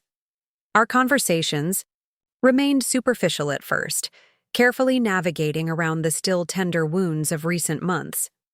But each meeting grew slightly more relaxed, slightly more genuine. I learned that his separation from Vivian had become more formalized. She had taken a job offer in Chicago, effectively ending their marriage without the immediate messiness of divorce proceedings. He seemed neither devastated nor relieved by this development, merely resigned, as if accepting it as part of the natural consequences of his choices. "I think we both realized we wanted different things," he explained during our third coffee. Date. "Vivian wants a particular lifestyle, status, admiration. I thought I wanted those things too, but now—" He shrugged. "I'm not sure what I want anymore, except to fix what I've broken." I nodded, understanding the sensation of reevaluating one's priorities after a life upheaval. "It takes time," I told him, "figuring out what matters." "What matters to you, Mom?" he asked, the question echoing James's from weeks before. "Now, I mean." I considered carefully before answering. "Authenticity, I think. Living truthfully, on my own terms. And connection. Real connection. Not the superficial kind that dissolves at the first sign of trouble." A month after our initial confrontation, I invited Andrew to dinner at my home.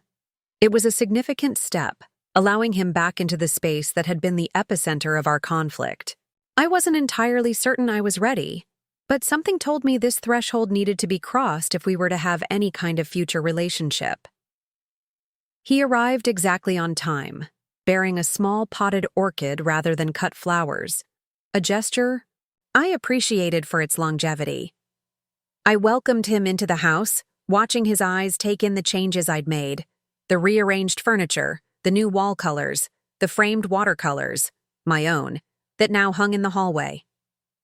"You've been busy," he observed, echoing his words from moving day, but with warmth rather than tension.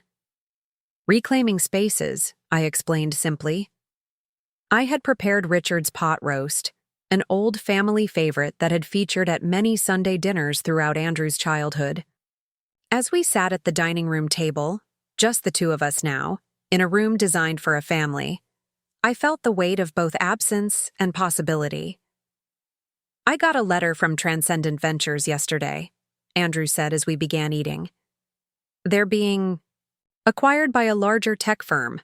It's not the windfall they initially promised, but investors will receive a partial return, maybe 40 cents on the dollar." "That's something, at least," I acknowledged. "It won't change our arrangement," he added quickly. "I'm still committed to full repayment. This just means some of the original investment isn't completely lost." I nodded, appreciating his continued commitment to making amends. "How's the mentoring program going?" he asked, changing the subject to safer territory.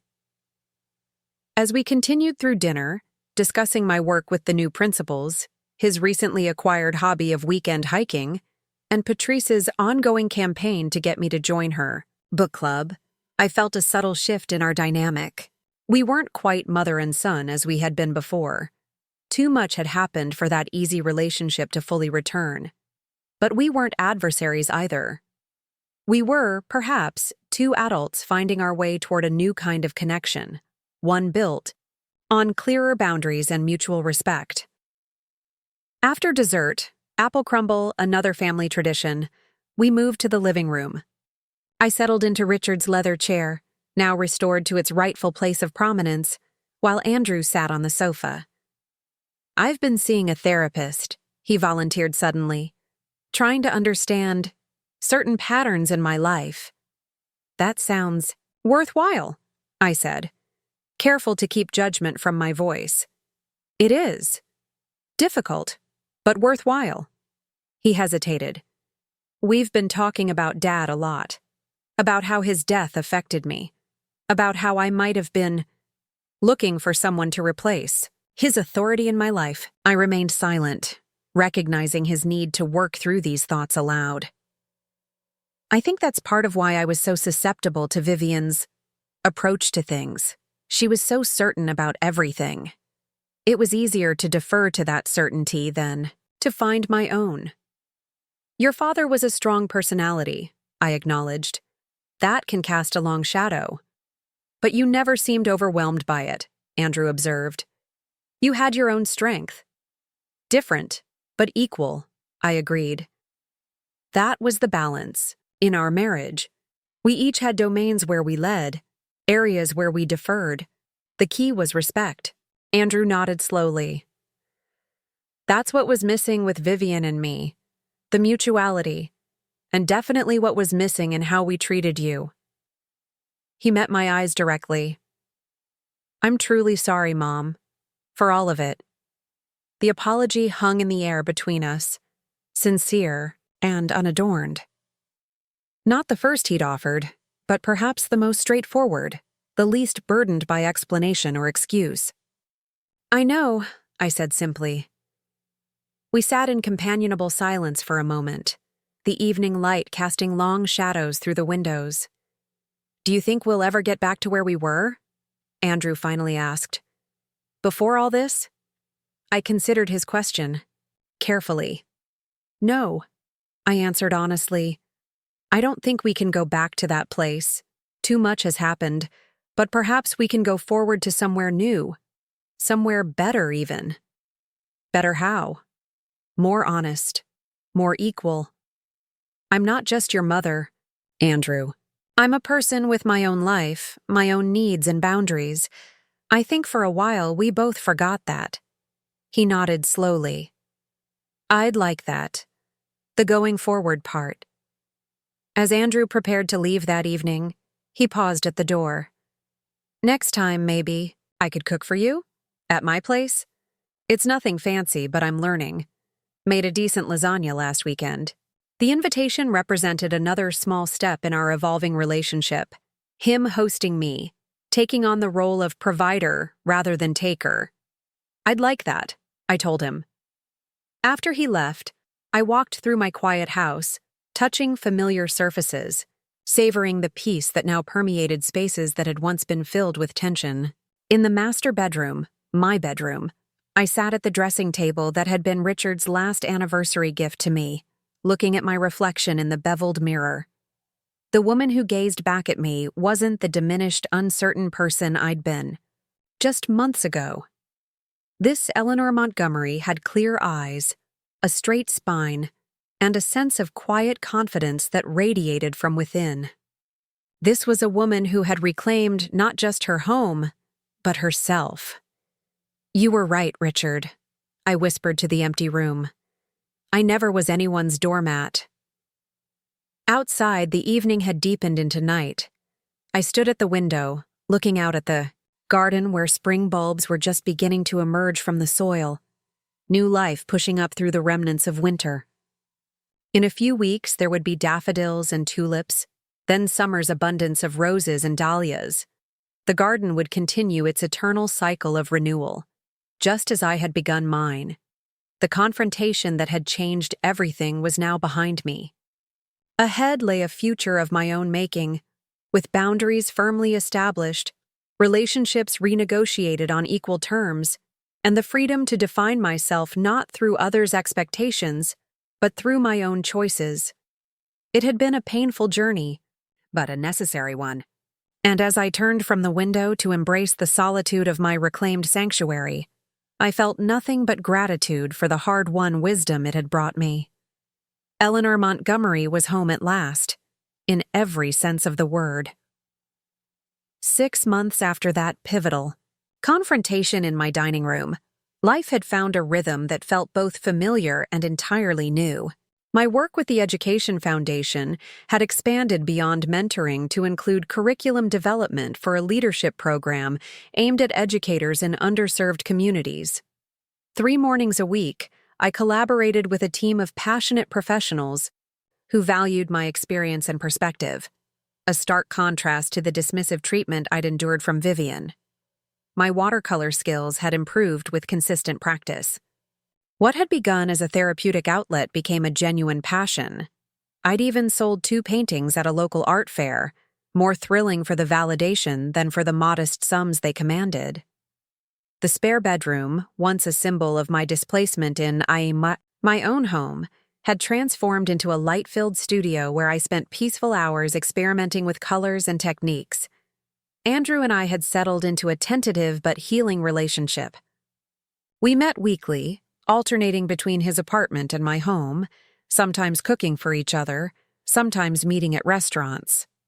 Our conversations had gradually deepened, moving beyond safe topics to more meaningful discussions about our shared, past and separate futures. The financial arrangement orchestrated by James had proceeded smoothly. Andrew never missed a payment, and the trust disbursements, now redirected toward the debt, had made significant progress in reducing the principal. There was a long way to go, but the path was clear and uncontested. Vivian remained in Chicago, officially separated but not yet divorced from Andrew.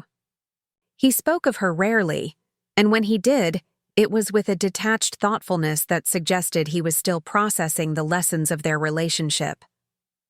One Tuesday morning in early October, as I was preparing for a foundation meeting, my phone rang with a call from Patrice. "Have you seen it?" she demanded without preamble. "Seen what?" "The profile. Vivian's profile in Chicago Business Monthly. Well, you need to see it for yourself. I'm texting you the link now." Moments later, my phone pinged with a message. I opened it to find an article titled, "Rising Stars, Chicago's Most Dynamic Young Executives." Vivian's professionally photographed face smiled up at me, poised and polished as ever. I skimmed the article, which detailed her rapid rise at a prestigious marketing firm, her innovative strategies for client acquisition, her fresh perspective on digital engagement. It was standard business publication fare until I reached the final paragraphs. When asked about her transition from New York to Chicago, Montgomery becomes reflective. "Sometimes you need a complete change to realize your full potential," she explains. "I was in a situation where my talents were undervalued and my vision constrained by outdated thinking." Montgomery credits this professional awakening partly to a difficult personal experience. "I lived with my mother-in-law for over a year," she reveals, "an older woman from a different generation with very traditional ideas about family dynamics and women's roles. It was suffocating, professionally and personally." This challenging domestic situation ultimately became catalytic. I realized I was compromising too much, trying to respect familial expectations at the expense of my own growth. Sometimes you have to choose yourself, even when that means disappointing others. The decision to relocate to Chicago without her husband was difficult but necessary, Montgomery maintains. "We're currently taking time to reevaluate our priorities," she says diplomatically. "But whatever happens, I know I've made the right choice for my career and personal development." I stared at the screen, a complex mixture of emotions washing over me. Indignation at the blatant mischaracterization, amusement at the sheer audacity, and, surprisingly, a touch of grudging respect for Vivian's masterful spin. "Can you believe it?" Patrice demanded when I called her back. "She's completely rewritten history, making herself the victim of your traditional expectations when she treated you like household staff." "It's certainly creative," I replied, finding myself more entertained than angered by Vivian's revisionist narrative. "But ultimately meaningless. The people who matter know the truth." "Aren't you going to do something? Demand a correction? Call the magazine?" I considered the question as I gathered my materials for the foundation meeting. What would be the point? To engage in a public dispute over who was the villain in a private family drama? No, thank you. "But she's lying about you to advance her career." "She's crafting a narrative that suits her purposes," I corrected. "Something we all do to some extent. Vivian needs to be the protagonist of her own story, never the antagonist." "I understand that now." Patrice made a sound of disbelief. "When did you become so philosophical about the woman who made your life miserable?" "Since I realized that true freedom comes from indifference, not revenge." I smiled to myself. Besides, there's something rather satisfying about being characterized as a traditionally minded family matriarch. Given how desperately Vivian tried to cast me as irrelevant, it's quite an upgrade. After ending the call with my still fuming sister, I forwarded the article to Andrew with a simple message. "Thought you might find this interesting. No response necessary." He replied almost immediately. Already saw it. Classic Vivian. Are you okay? Perfectly fine, I assured him. Some stories we don't need to correct. Later that week, during our regular dinner at his apartment, Andrew brought up the article himself. I want you to know I called the magazine, he said as we settled at his small dining table, not to demand changes, but to clarify that if they ever do a follow-up piece, they should fact-check certain personal details more thoroughly. I waved away his concern. It wasn't necessary, but I appreciate the gesture. It was necessary to me, he insisted. I can't control Vivian's version of events, but I can make it clear I don't endorse it. I studied my son across the table, noting how much more centered he seemed compared to 6 months ago. The nervous energy that had always characterized him, that restless searching for validation, had settled into something more grounded. You've changed? I observed. He smiled slightly. Therapy helps, so does figuring out what actually matters. To you, not what you think should matter. And what matters to you now? Integrity, he said without hesitation. Living truthfully, even when it's uncomfortable. Being accountable for my choices. He paused. And family. Real family, based on mutual respect, not just obligation or appearances. I raised my water glass. To integrity, then. As we ate, Andrew shared news about his work. He'd been promoted to lead a team focusing on sustainable investment strategies, a position that aligned better with his evolving values than his previous role chasing high-risk, high-return opportunities. There's something else I wanted to discuss, he said as we finished the meal. I've been thinking about Thanksgiving. The holiday was just a month away, and I had been deliberately avoiding the topic, uncertain how to navigate the first major family occasion since our upheaval. What about it? I asked cautiously. I'd like to host it this year, he suggested. At my place. It's small, but I think we could make it work. You, me, Aunt Patrice, maybe her kids if they're around. A fresh start. The offer touched me, not just for its practicality, but for what it represented. Andrew taking responsibility, creating a new tradition rather than expecting a return to old patterns. That sounds lovely, I agreed. But are you sure? Thanksgiving is a production. I've been practicing, he admitted with a sheepish smile. Roasted a turkey breast last weekend as a test run. It was educational. I laughed, imagining my formerly kitchen-averse son wrestling with poultry. I'm happy to help with the sides. That would be great. A collaborative effort. His face grew more serious. I want to create some new traditions, Mom. Ones that honor the past but aren't bound by it.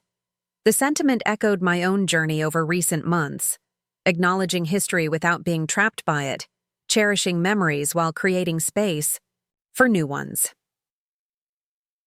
The following Sunday afternoon, I was in my garden conducting the annual fall cleanup when a silver luxury sedan pulled into my driveway. I straightened, pushing strands of hair beneath my wide-brimmed garden hat as a familiar figure emerged from the driver's seat. Vivian.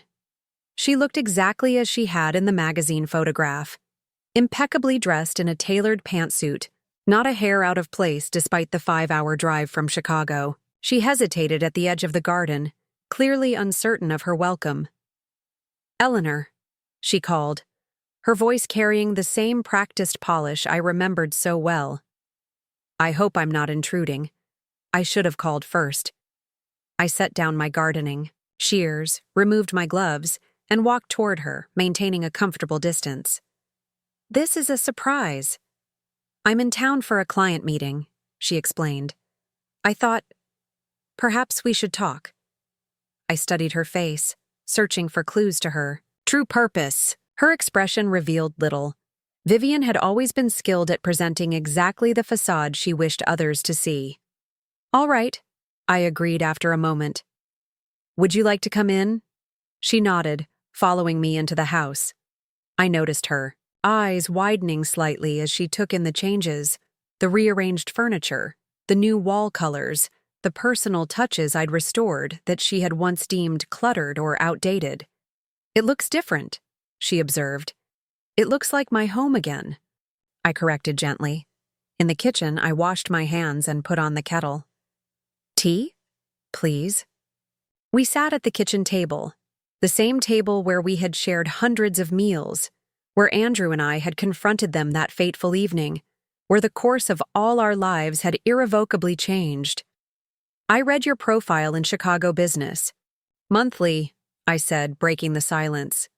"Congratulations on your success." A flicker of something, embarrassment, defiance, crossed her face. "Thank you. I imagine you had some thoughts about certain parts of it." "I found your perspective interesting," I replied diplomatically. Vivian wrapped her manicured fingers around her teacup. "I didn't come to apologize, Eleanor. I didn't expect you to." Her directness was actually refreshing after months of Andrew's careful contrition.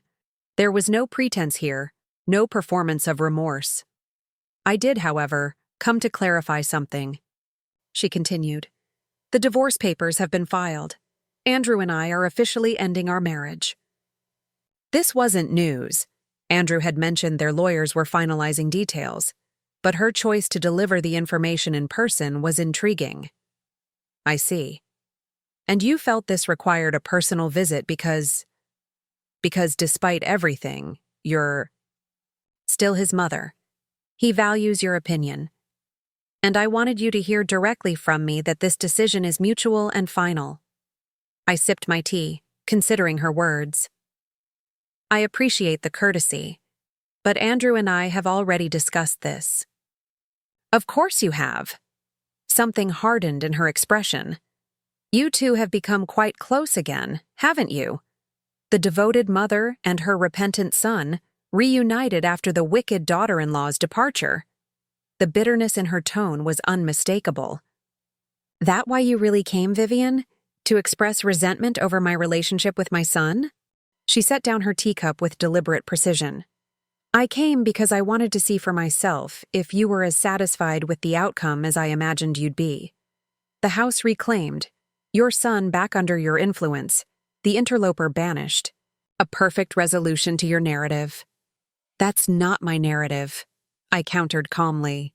"It's yours, another story you're constructing where you're the wronged party, just like in that magazine profile." Vivian flinched almost imperceptibly.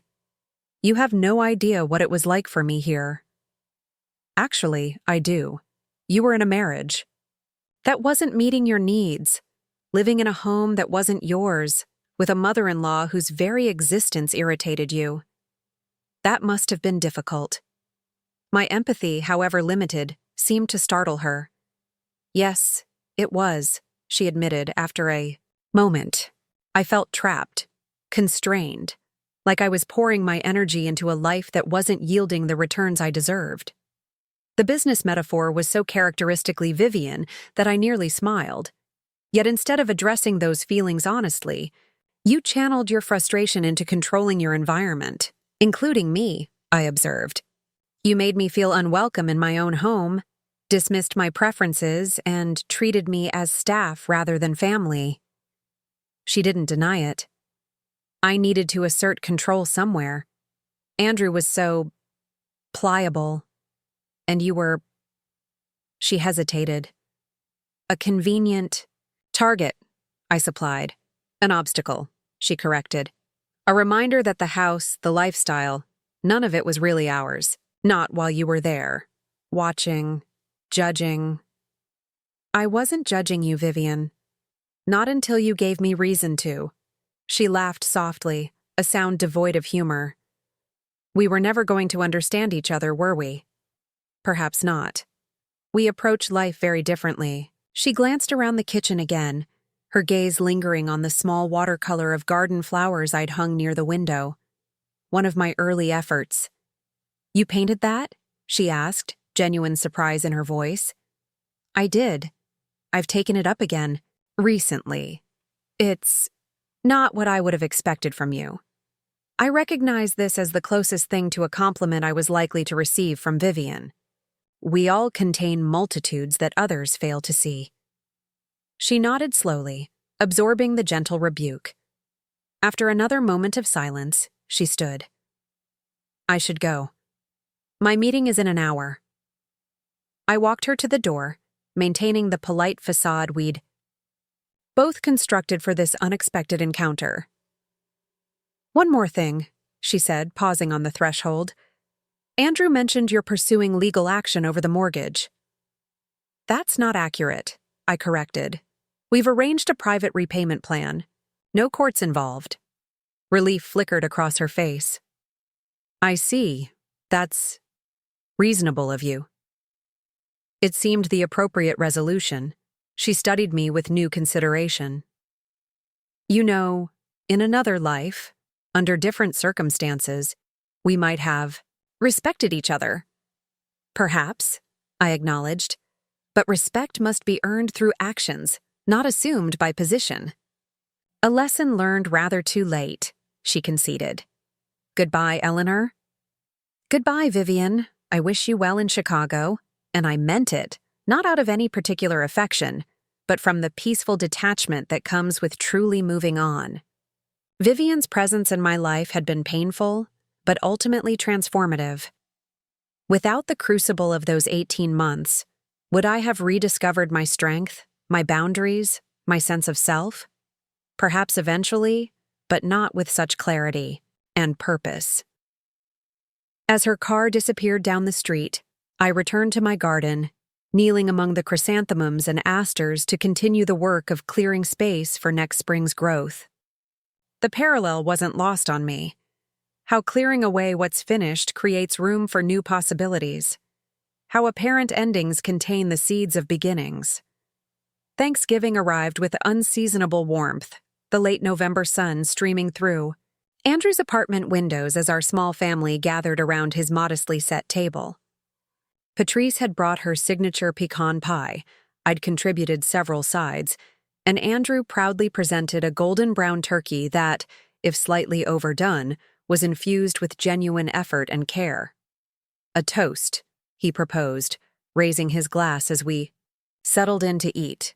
To new traditions and second chances. To family, Patrice added, the real kind, built on respect. And to growth, I concluded, even when it comes through difficult seasons. As we shared the meal, exchanging stories and laughter, I felt a profound sense of rightness. This wasn't the Thanksgiving I would have envisioned a year ago, not in my son's apartment instead of my home, not with Vivian absent, not with our family constellation so significantly altered. Yet it was authentic in a way our previous holiday gatherings hadn't been, stripped of pretense and performance. Later, as Andrew and I cleared dishes while Patrice entertained us with tales of her latest online dating adventures, my son leaned close to murmur, "Thank you for giving me another chance, Mom, for showing me what real strength looks like." I squeezed his arm gently. We're both learning as we go. After dinner, we took a walk through the park near Andrew's apartment, enjoying the unusual warmth. Fallen leaves crunched beneath our feet, the afternoon sun casting long shadows across the paths. Patrice had linked her arm through mine, the familiar gesture of sisterly affection unchanging through decades of life's upheavals. "You know what I was thinking about earlier?" she asked. "That horrible Thanksgiving when Vivian reorganized your entire kitchen the night before because your inefficient system was giving her anxiety." I laughed at the memory, now distant enough to be amusing rather than painful. "And she labeled all the cabinets with that fancy label maker. God, she was insufferable," Patrice declared with characteristic bluntness. I never understood what Andrew saw in her. "I do," I said thoughtfully. She represented certainty in an uncertain time. After Richard died, I think Andrew was searching. For someone who seemed to have all the answers, Vivian projected that kind of confidence. "Well, I'm glad that chapter's closed," Patrice concluded firmly.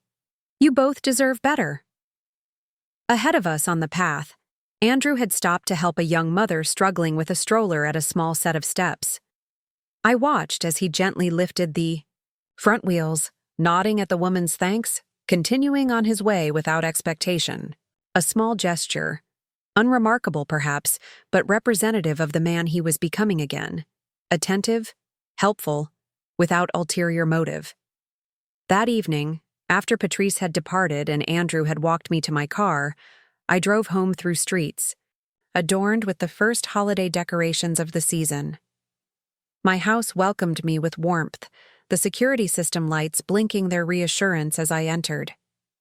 In the quiet of my bedroom, I opened the leather-bound journal I'd begun keeping since reclaiming my home, a record of this new chapter, filled with reflections, sketches, and plans. On a fresh page, I wrote, "Today marked our first Thanksgiving since everything changed." There was a sweetness to its simplicity, an authenticity to our connections that had been missing for too long. Andrew is finding his way back to himself, or perhaps forward to a new self, wiser for the journey. Patrice remains my anchor, as she has always been. As for me, I am discovering that the greatest freedom comes not from absence of constraint, but from the presence of choice. Each day, I choose how to spend my time, who to welcome into my space, what boundaries to maintain. These choices are the architecture of the life I'm building now. When I think about that terrible confrontation 6 months ago, the moment I finally stood up and demanded respect in my own home, I realize it wasn't just about reclaiming physical space. It was about reclaiming myself, my voice, my right to determine the conditions of my own existence. Vivian's unexpected visit last month demonstrated how far I've come. I felt no anger, no lingering resentment, just a clear-eyed recognition of two people who approached life in fundamentally incompatible ways. Her power over my emotions has completely dissolved. Richard would be proud, I think, not just of the stand I took, but of the life I'm creating in the aftermath. He always said I was stronger than I knew. Perhaps we all are, when necessity finally strips away our illusions and pretenses. Today, I am thankful for second chances, for hard lessons learned, for the courage to begin again. Most of all, I am thankful for the understanding that while we cannot control how others treat us, we always have the power to determine how we respond, and that response shapes who we become. I closed the journal and set it on my nightstand, beside the photograph of Richard that had once again claimed its rightful place in my bedroom. Outside, a gentle rain had begun to fall, tapping against the windows with a soothing rhythm. In the morning, I would work on a new watercolor, meet with my foundation colleagues, perhaps call Andrew to thank him again for hosting. Ordinary activities in an extraordinary life reclaimed, one conversation, one boundary, one choice at a time. As winter settled over the city, I found myself busier than I had been in years. My work with the Education Foundation had expanded to include speaking engagements at regional conferences, where I shared insights from my decades in school leadership. My watercolors had attracted enough attention at local exhibitions that a small gallery downtown had offered to include 3 pieces in their spring showcase. And my social circle had widened considerably, thanks in part to the art classes I'd begun taking at the community center. One frosty morning in January, I received an unexpected email from Catherine Winters, the superintendent who had hired me as principal 30 years earlier. Now retired and serving on various educational boards, Catherine had been a mentor and friend throughout my career, though we'd fallen out of regular contact after Richard's death. "Eleanor," she wrote, "I keep hearing your name in education circles again, and it warms my heart. The foundation work you're doing with new principals is making waves. Would you be available for lunch next week? There's something I'd like to discuss with you." Intrigued, I agreed to meet her at an upscale restaurant downtown. When I arrived, Catherine was already seated, her silver hair cut in the same no-nonsense bob she'd worn for decades, her posture still commanding despite her 70-plus years. "Eleanor." She rose to embrace me. "You look wonderful. There's a light in your eyes I haven't seen in quite some time." Life has taken some interesting turns, I admitted as we settled at the table. Most of them ultimately for the better. Over appetizers, we caught up on personal news, her grandchildren's accomplishments, my recent artistic endeavors, mutual colleagues who had retired or moved on to new positions. It was only after our entrees arrived that Catherine steered the conversation toward her purpose. "I'm involved with a new initiative," she explained, her voice taking on the focused tone I remembered from countless administrative meetings. "The state education department is establishing a task force to overhaul leadership training for school administrators. They're particularly concerned about retention rates in high-needs districts." I nodded, familiar with the issue. The revolving door problem, new principals burning out within 3 years. Exactly. The task force will develop a comprehensive support program, mentoring, professional development, policy recommendations. We need experienced educators who understand the challenges from the inside. She set down her fork. "I've recommended you for one of the paid consultant positions." The offer caught me by surprise. "Catherine, I've been retired for years. Surely there are others with more current experience. More recent, perhaps, not more relevant." She leaned forward. "Eleanor, you ran Forest Hills High School during its most challenging decade. Budget cuts, changing demographics, that whole mess with the school board. And you did it successfully. Your graduation rates went up, teacher retention improved, community engagement strengthened. That's exactly the kind of experience this initiative needs." I sipped my water, considering her words. What would the commitment involve? Initially, 2 meetings per month, plus some document review and writing between sessions. If the pilot program is approved, there would be opportunities for more involvement. Training workshops, site visits, curriculum development. The time frame is 18 months, with possible extension. She named a consulting fee that was surprisingly generous. "I'm flattered by your confidence," I said honestly.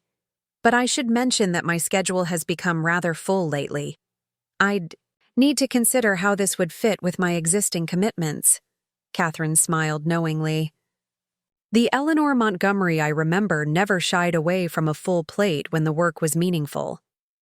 She was right, of course. Throughout my career, I had taken on additional responsibilities when I believed in the mission: curriculum committees, mentoring programs, community initiatives. It was only after Richard's illness and then his death that I had begun to contract my professional life, focusing inward rather than outward. "Let me think about it," I promised. "I'll give you an answer by the end of the week."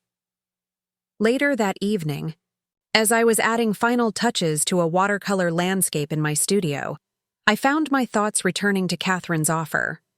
The prospect of engaging with educational policy again, of having a voice in shaping how future leaders were prepared and supported, stirred something in me I'd nearly forgotten.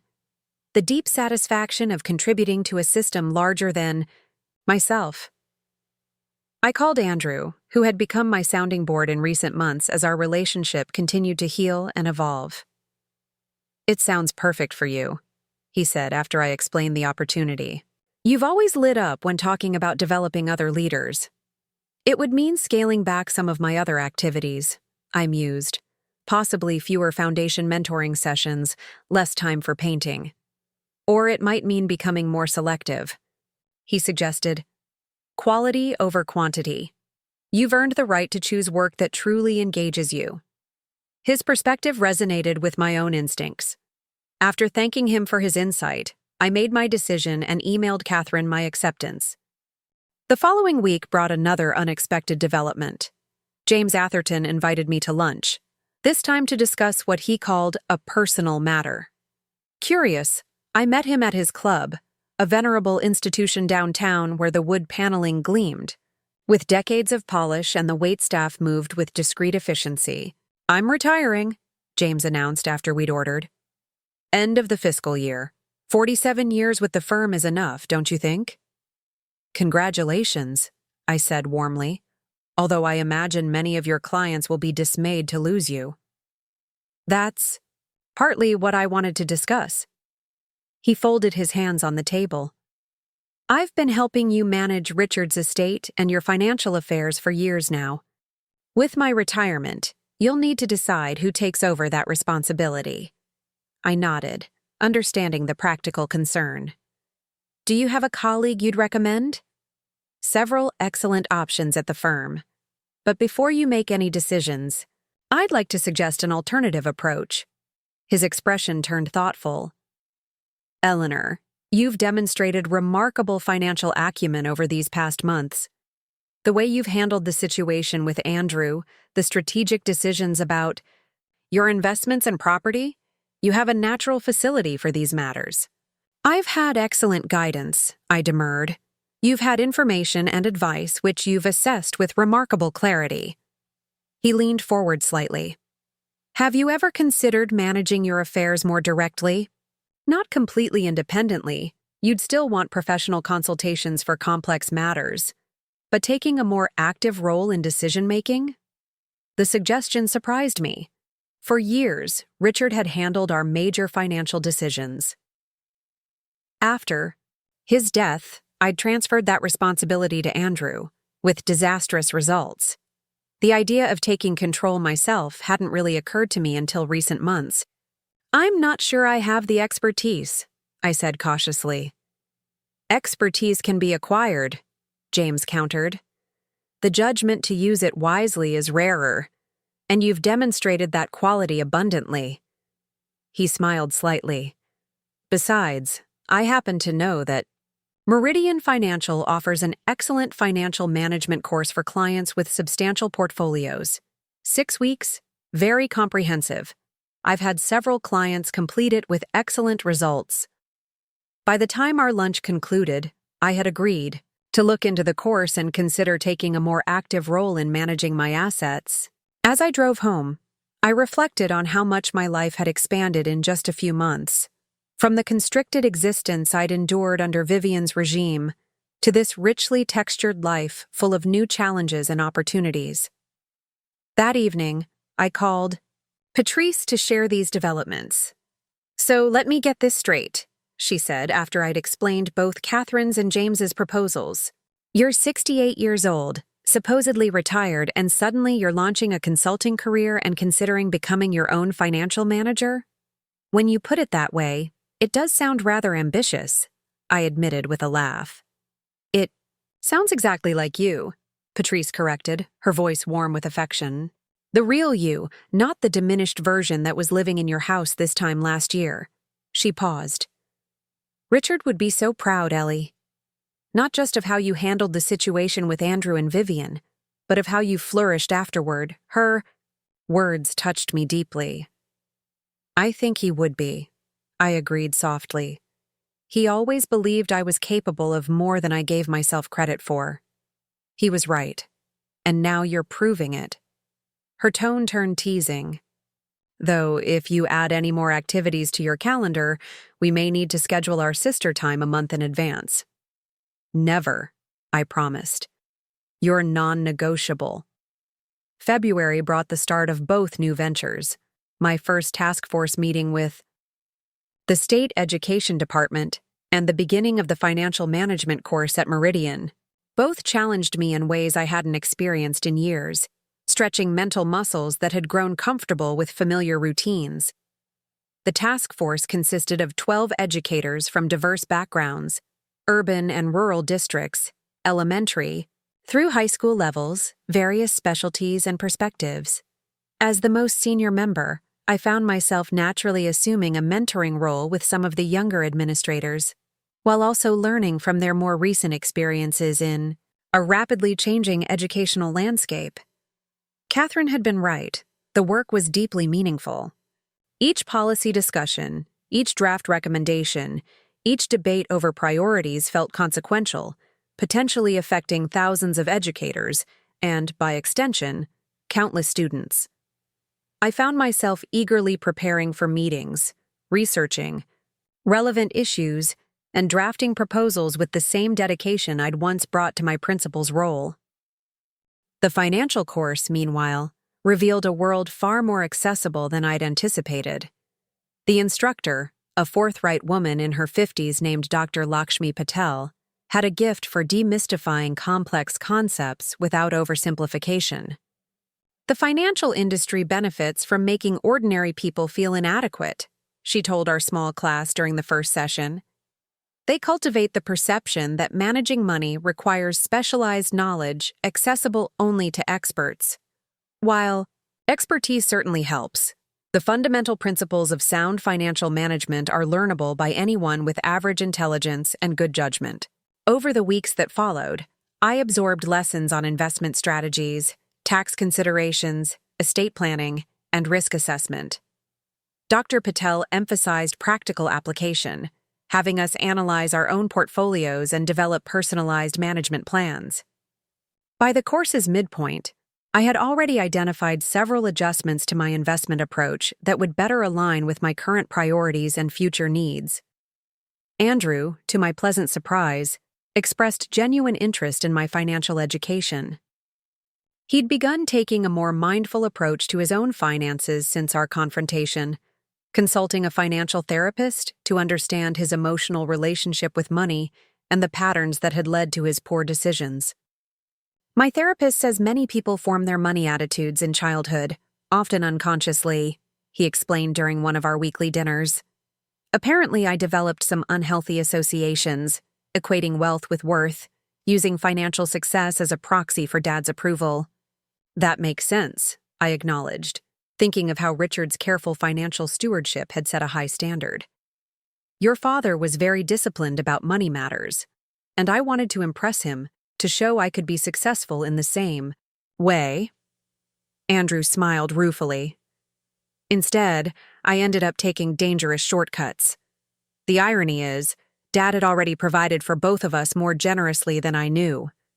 He wanted security for us, I agreed. But I think he'd be even more pleased to see us developing healthier relationships with money now, learning from mistakes rather than being defined by them. My evolving financial education yielded another unexpected benefit, a deeper appreciation for Richard's foresight and planning. As I came to understand the care with which he'd structured our investments, the strategic considerations behind his estate planning, I felt a renewed connection to him. It was like discovering another love letter, written in the language of prudent financial decisions intended to protect me long after he was gone. By early March, these new dimensions of my life had settled into a sustainable rhythm. Task force meetings on Tuesdays and Thursdays, financial classes on Wednesday evenings, foundation work on Monday mornings, with weekends largely preserved for painting, social engagements, and family time. I felt energized rather than overwhelmed, engaged rather than exhausted. Then came an unanticipated complication. I was reviewing task force documents one evening when my phone rang. It was Andrew, his voice tense. "Mom, I just got a call from Vivian's father. She's in the hospital, my key." Pulse quickened. Despite everything, the news was concerning. What happened? Car accident in Chicago. Black ice on Lakeshore Drive. Her car spun out and hit a guardrail. He sounded genuinely shaken. She's stable. Broken ribs, concussion, some facial lacerations. But she'll be in the hospital for at least a week, possibly longer. I'm so sorry to hear that, I said sincerely. How are her parents handling it? That's the thing, Andrew sighed. They're in Europe. Some river cruise that can't be easily interrupted. They're trying to get back, but it could be days. And Vivian, apparently she's asking for me. The implications were clear in his hesitant tone. You're considering going to Chicago, I stated rather than asked. I know it sounds crazy after everything, he admitted. Our divorce isn't even final, but we were together for 5 years. I can't just... He trailed off, seemingly at a loss to explain the pull of obligation he felt. You don't need my permission, Andrew, I said gently. If you feel this is something you need to do, then you should. I guess I'm worried about what it means, he confessed. Am I being manipulated again? Or is this simple human decency, supporting someone in crisis who once mattered to me? Perhaps it's both, I suggested. People are complex. Vivian can genuinely need support while also benefiting from your sense of obligation. The question is whether you can maintain your boundaries while offering limited assistance. There was a long pause. I think I need to see her, he finally said. Not to reconcile or reopen closed doors, but to, I don't know, achieve some kind of closure, maybe. Then that's what you should do, I affirmed. Just be clear about your parameters. How long you'll stay. What kind of help you're willing to provide. What happens when her parents arrive? You're not disappointed in me? The question revealed his lingering uncertainty about our rebuilding relationship. For showing compassion to someone in need? Never. I meant it sincerely. Whatever Vivian had done, whatever pain she had caused, basic humanity called for compassion in times of genuine crisis. Your capacity for kindness, even toward someone who hurt you, speaks well of your character, Andrew. Just don't let kindness become self-sacrifice. He left for Chicago the next morning, promising to keep me updated. True to his word, he texted regularly. Brief reports on Vivian's condition, the challenges of navigating hospital protocols, his own emotional state as he confronted this unexpected chapter with his soon-to-be ex-wife. It's strange being back in her world, he wrote on the second day. But I'm seeing everything differently now, including her. I didn't press for details, respecting the private nature of whatever reconciliation or resolution he might be achieving with Vivian. This was his journey to navigate, his closure to find. My role was to support without directing, to listen without judging. He returned 5 days later, after Vivian's parents had arrived from Europe to take over her care. We met for coffee at our usual cafe, and I could see immediately that something had shifted in him. He seemed lighter somehow, as if he'd set down a burden he hadn't fully recognized he was carrying. How was it? I asked simply. Clarifying, he replied. We had conversations we should have had years ago, without the power dynamics, without the agendas, just two people acknowledging where things went wrong. He stirred his coffee thoughtfully. She's changed too, in some ways, more reflective. The accident scared her, made her think about what really matters. That kind of experience often does, I acknowledged. She asked about you, he added, how you were doing. I told her about your task force work, your painting, how you've rebuilt your life. I think she was genuinely glad to hear it. He looked up, his expression serious. She also apologized for how she treated you. Not directly to you, of course, but she acknowledged it was wrong. This surprised me more than it probably should have. I'd assumed Vivian incapable of such self-reflection. I hope her recovery goes smoothly, I said, meaning it. Whatever resolution Andrew had found seemed to have brought him peace, and for that alone, I could wish Vivian well. The whole experience made me realize something, Andrew continued. I've been so focused on making amends, on rebuilding what was damaged, that I haven't really looked forward to what comes next in my own life. And what might that be? I prompted gently. He smiled, a genuine expression that reached his eyes. I'm not entirely sure yet, but I know I want it to be authentic. Not driven by appearances or expectations or trying to measure up to some external standard. He met my gaze. I want to build something that matters, personally and professionally. That sounds like an excellent foundation, I agreed. The details can emerge over time.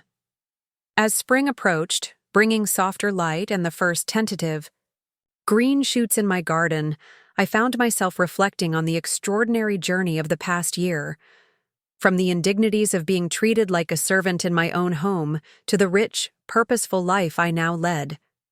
The transformation seemed almost impossible to comprehend, yet it had happened one choice at a time, one boundary established, one opportunity embraced.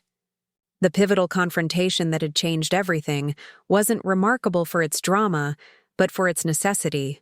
the moment when I finally refused to accept less than the respect I deserved. One Saturday afternoon in late March, as I was preparing for the gallery showcase where my watercolors would be displayed, Patrice stopped by to help me select appropriate frames. "Remember when you couldn't even hang a painting Vivian didn't approve of?" she remarked as we considered options for my garden scene. "And now you're exhibiting in a real gallery.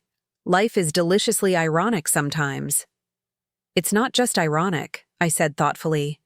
"It's instructive. I needed to lose almost everything to remember what I'm truly capable of."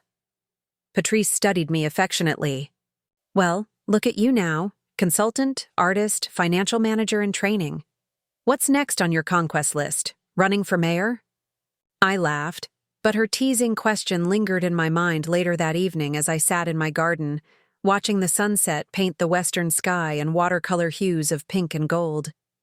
What was next? How far could this journey of rediscovery take me? The possibilities seemed limitless now, bounded only by my interests and energy rather than by others' expectations or my own self-doubt.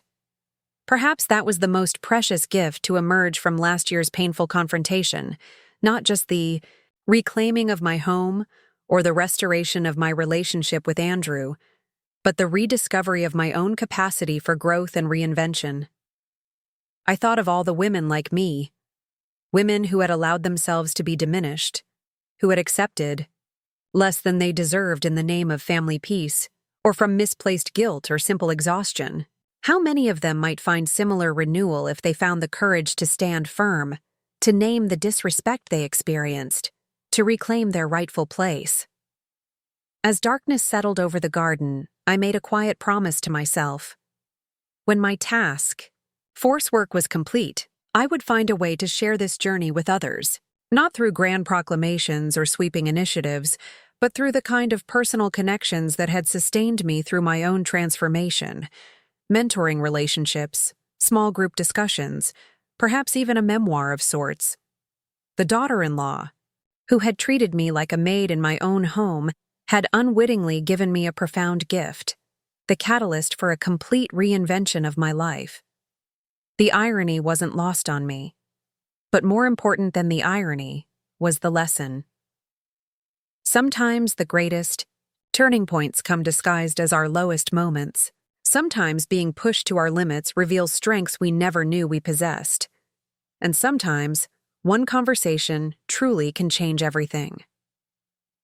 2 years to the day after the conversation that changed everything, I stood in the community center's largest meeting room, surveying the circle of chairs arranged for the evening's gathering.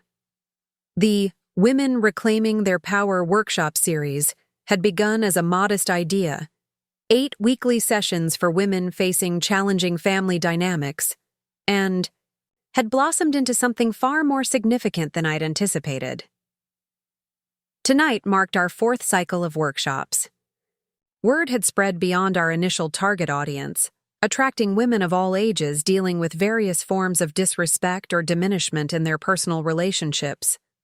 Some were in situations similar to what I had experienced, treated as servants rather than equals in their own homes. Others faced different challenges: dismissive adult children, controlling friends, partners who subtly undermined their confidence and independence. What united them was the desire to reclaim their dignity and establish healthier boundaries. And what had begun as my personal story had evolved into a structured program combining practical strategies, emotional support, and the simple yet profound power of shared experience. The door opened, and Diane, my former assistant principal, who had become my co-facilitator, entered carrying a tray of refreshments. "The usual pre-session jitters?" she asked, noticing my thoughtful expression. "Actually, I was just reflecting on how far this has come," I replied, helping her arrange cups and napkins. "When I first mentioned the idea to you, I imagined something much smaller. A handful of women, casual conversations." Diane smiled. The universe had bigger plans. Besides, there was clearly a need. Women our age were taught to accommodate, to smooth things over. No one prepared us for standing our ground when those closest to us cross boundaries. She was right. The enthusiastic response to the workshops had revealed a hunger for exactly this kind of conversation, one that acknowledged the complexities of family relationships while affirming every person's right to dignity and respect.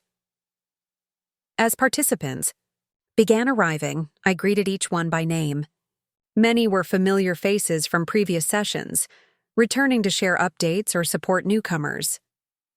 At 70, I had become an unlikely role model for these women, living proof that it was never too late to reclaim one's voice, to establish boundaries, to begin again. Once everyone was settled, I opened the session with our usual centering exercise, then invited the evening's designated speaker to begin.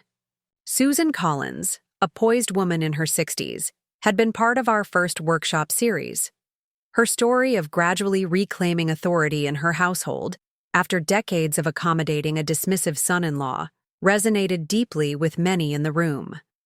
The hardest part wasn't standing up to Tim, she explained, her voice steady. It was acknowledging to myself that I'd allowed the situation to develop in the first place, that I'd prioritized keeping the peace over maintaining my dignity. Murmurs of recognition rippled through the circle. But Eleanor taught me something valuable, Susan continued, glancing in my direction. She said, "The past is instructive, not definitive. We can learn from our previous choices without being imprisoned by them." I nodded, remembering our conversation in my garden months earlier. Susan had been struggling with shame over her years of acquiescence, seeing it as weakness rather than the complex response it truly was. "What matters isn't that you initially accepted being diminished," I'd told her. "What matters is that you've chosen to stop accepting it now." As Susan concluded her story, which had evolved into a measured reconciliation with her daughter and son-in-law on more equitable terms, I surveyed the room, noting the expressions of validation and hope on many faces. These weekly gatherings had become sacred spaces of transformation, not just for the participants, but for me as well. Later that evening, as I drove home under a canopy of spring stars, I reflected on how completely my life had changed since that defining confrontation.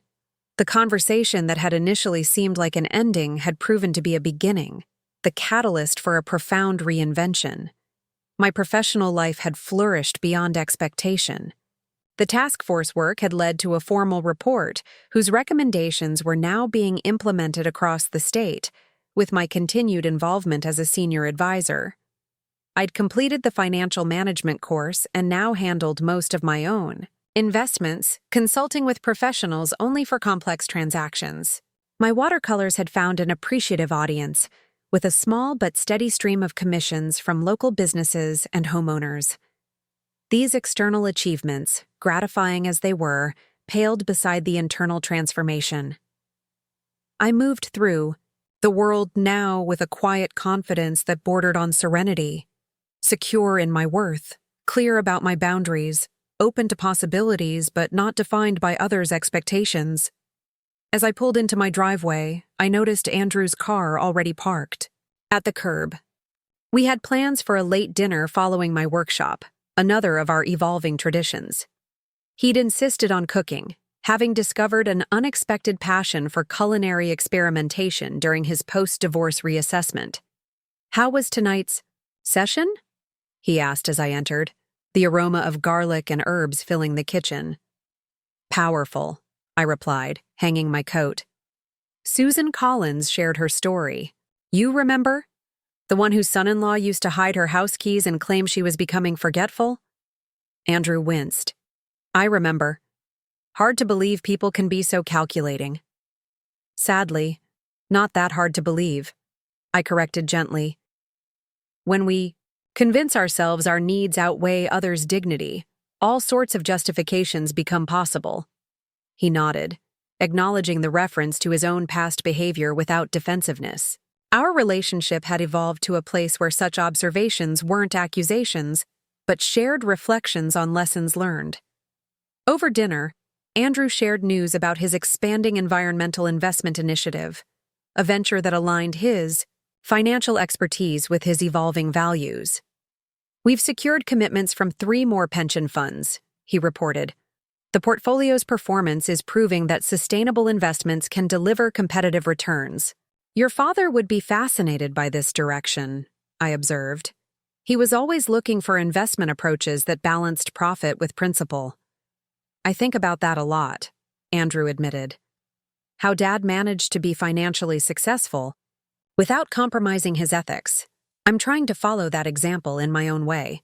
Our conversation drifted to more personal matters: his tentative new relationship with Emma, an environmental attorney he'd met through work, my upcoming art retreat in the mountains, our plans for the summer holiday.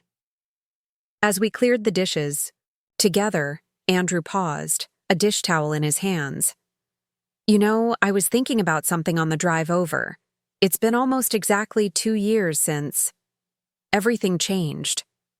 "I was thinking the same thing earlier," I acknowledged. "Hard to believe, isn't it?" "Sometimes it feels like another lifetime," he said thoughtfully. "Other times it seems so recent I can still feel the shock of it all. The house, the confrontation, Vivian leaving." He shook his head. "I was so lost then, so confused about what mattered, who I was, what kind of man I wanted to be." "And now?" I prompted. He smiled, a genuine expression that reached his eyes. "Now I'm building something authentic, a life based on values I've chosen, not inherited or assumed. Work that matters, relationships with real foundation." He glanced at me. "Including with you." "I'm proud of you," I said simply. "Not because you've become what I wanted you to be, but because you've become more fully yourself." After Andrew left, I took my evening tea onto the back porch, settling into the comfortable chair that offered the best view of my garden. The spring plantings were thriving, daffodils nodding in the gentle breeze, early roses budding along the trellis, herbs filling the air with fragrance as twilight deepened into night. 2 years ago, this same garden had felt like my only refuge in a house that no longer welcomed me. Now it was simply one joy among many in a life rich with purpose and connection. My phone chimed with a message from Patrice. "Did Susan rock it?" "Tonight? Tell her I still owe her that recipe." I smiled, typing back. She was magnificent. Recipe demanded and promised. My sister had become an enthusiastic supporter of the workshop series, occasionally attending as a guest speaker to address the particular challenges of navigating difficult family dynamics as one aged. Her practical wisdom and irreverent humor provided the perfect complement to my more reflective approach. Setting the phone aside, I gazed up at the stars emerging in the darkening sky. At 70, I found myself in the midst of what could only be described as a renaissance, personally, professionally, creatively. Not despite the painful confrontation that had upended my life, but because of it. The conversation that had initially seemed so devastating had ultimately been liberating, stripping away pretenses and compromises to reveal the stronger, truer self that had been waiting to emerge. I thought of the women in tonight's workshop, each finding her own path toward reclaiming power and dignity. Some would make dramatic changes, as I had. Others would negotiate subtle shifts within existing relationships. All were learning the same essential truth. Respect isn't optional in healthy connections. It's fundamental. The final entry in my journal that night was brief but profound. 2 years ago today, I stood in my dining room and demanded what should never have been in question: basic dignity and respect in my own home. It felt like the end of everything. Instead, it was the beginning. What I couldn't see then, through tears of hurt and betrayal, was that in losing what I thought I needed, family peace at any cost, I would gain what I truly required: self-respect, clear boundaries, and the freedom to define my own life. The daughter-in-law who treated me like a maid gave me an unintended gift. In pushing me to my limits, she forced me to remember my own strength. In treating me as insignificant, she compelled me to reassert my significance. The conversation that turned the tables forever didn't just change my relationship with Vivian and Andrew. It transformed my relationship with myself, and that has made all the difference. I closed the journal and placed it on my nightstand next to the photograph of Richard, the one Vivian had once deemed too melancholy for display. His smile seemed particularly knowing tonight, as if to say, "I told you so, Ellie. I always knew who you really were." "You were right," I whispered to his memory. "I was never anyone's doormat. I just needed to remember it." Outside, the spring wind rustled through the garden, carrying the promise of growth, renewal, and infinite possibility. Inside, I rested in the quiet certainty that whatever came next, whatever challenges or opportunities the future might hold, I would face it as my authentic self. Eleanor Montgomery, reclaimed and whole. The maid had become the mistress of her own destiny, and there was no going back. Up next, you've got 2 more standout stories right on your screen. If this one hit the mark, you won't want to pass these up. Just click and check them out. And don't forget to like, subscribe, and turn on the notification bell so you don't miss any upload from us.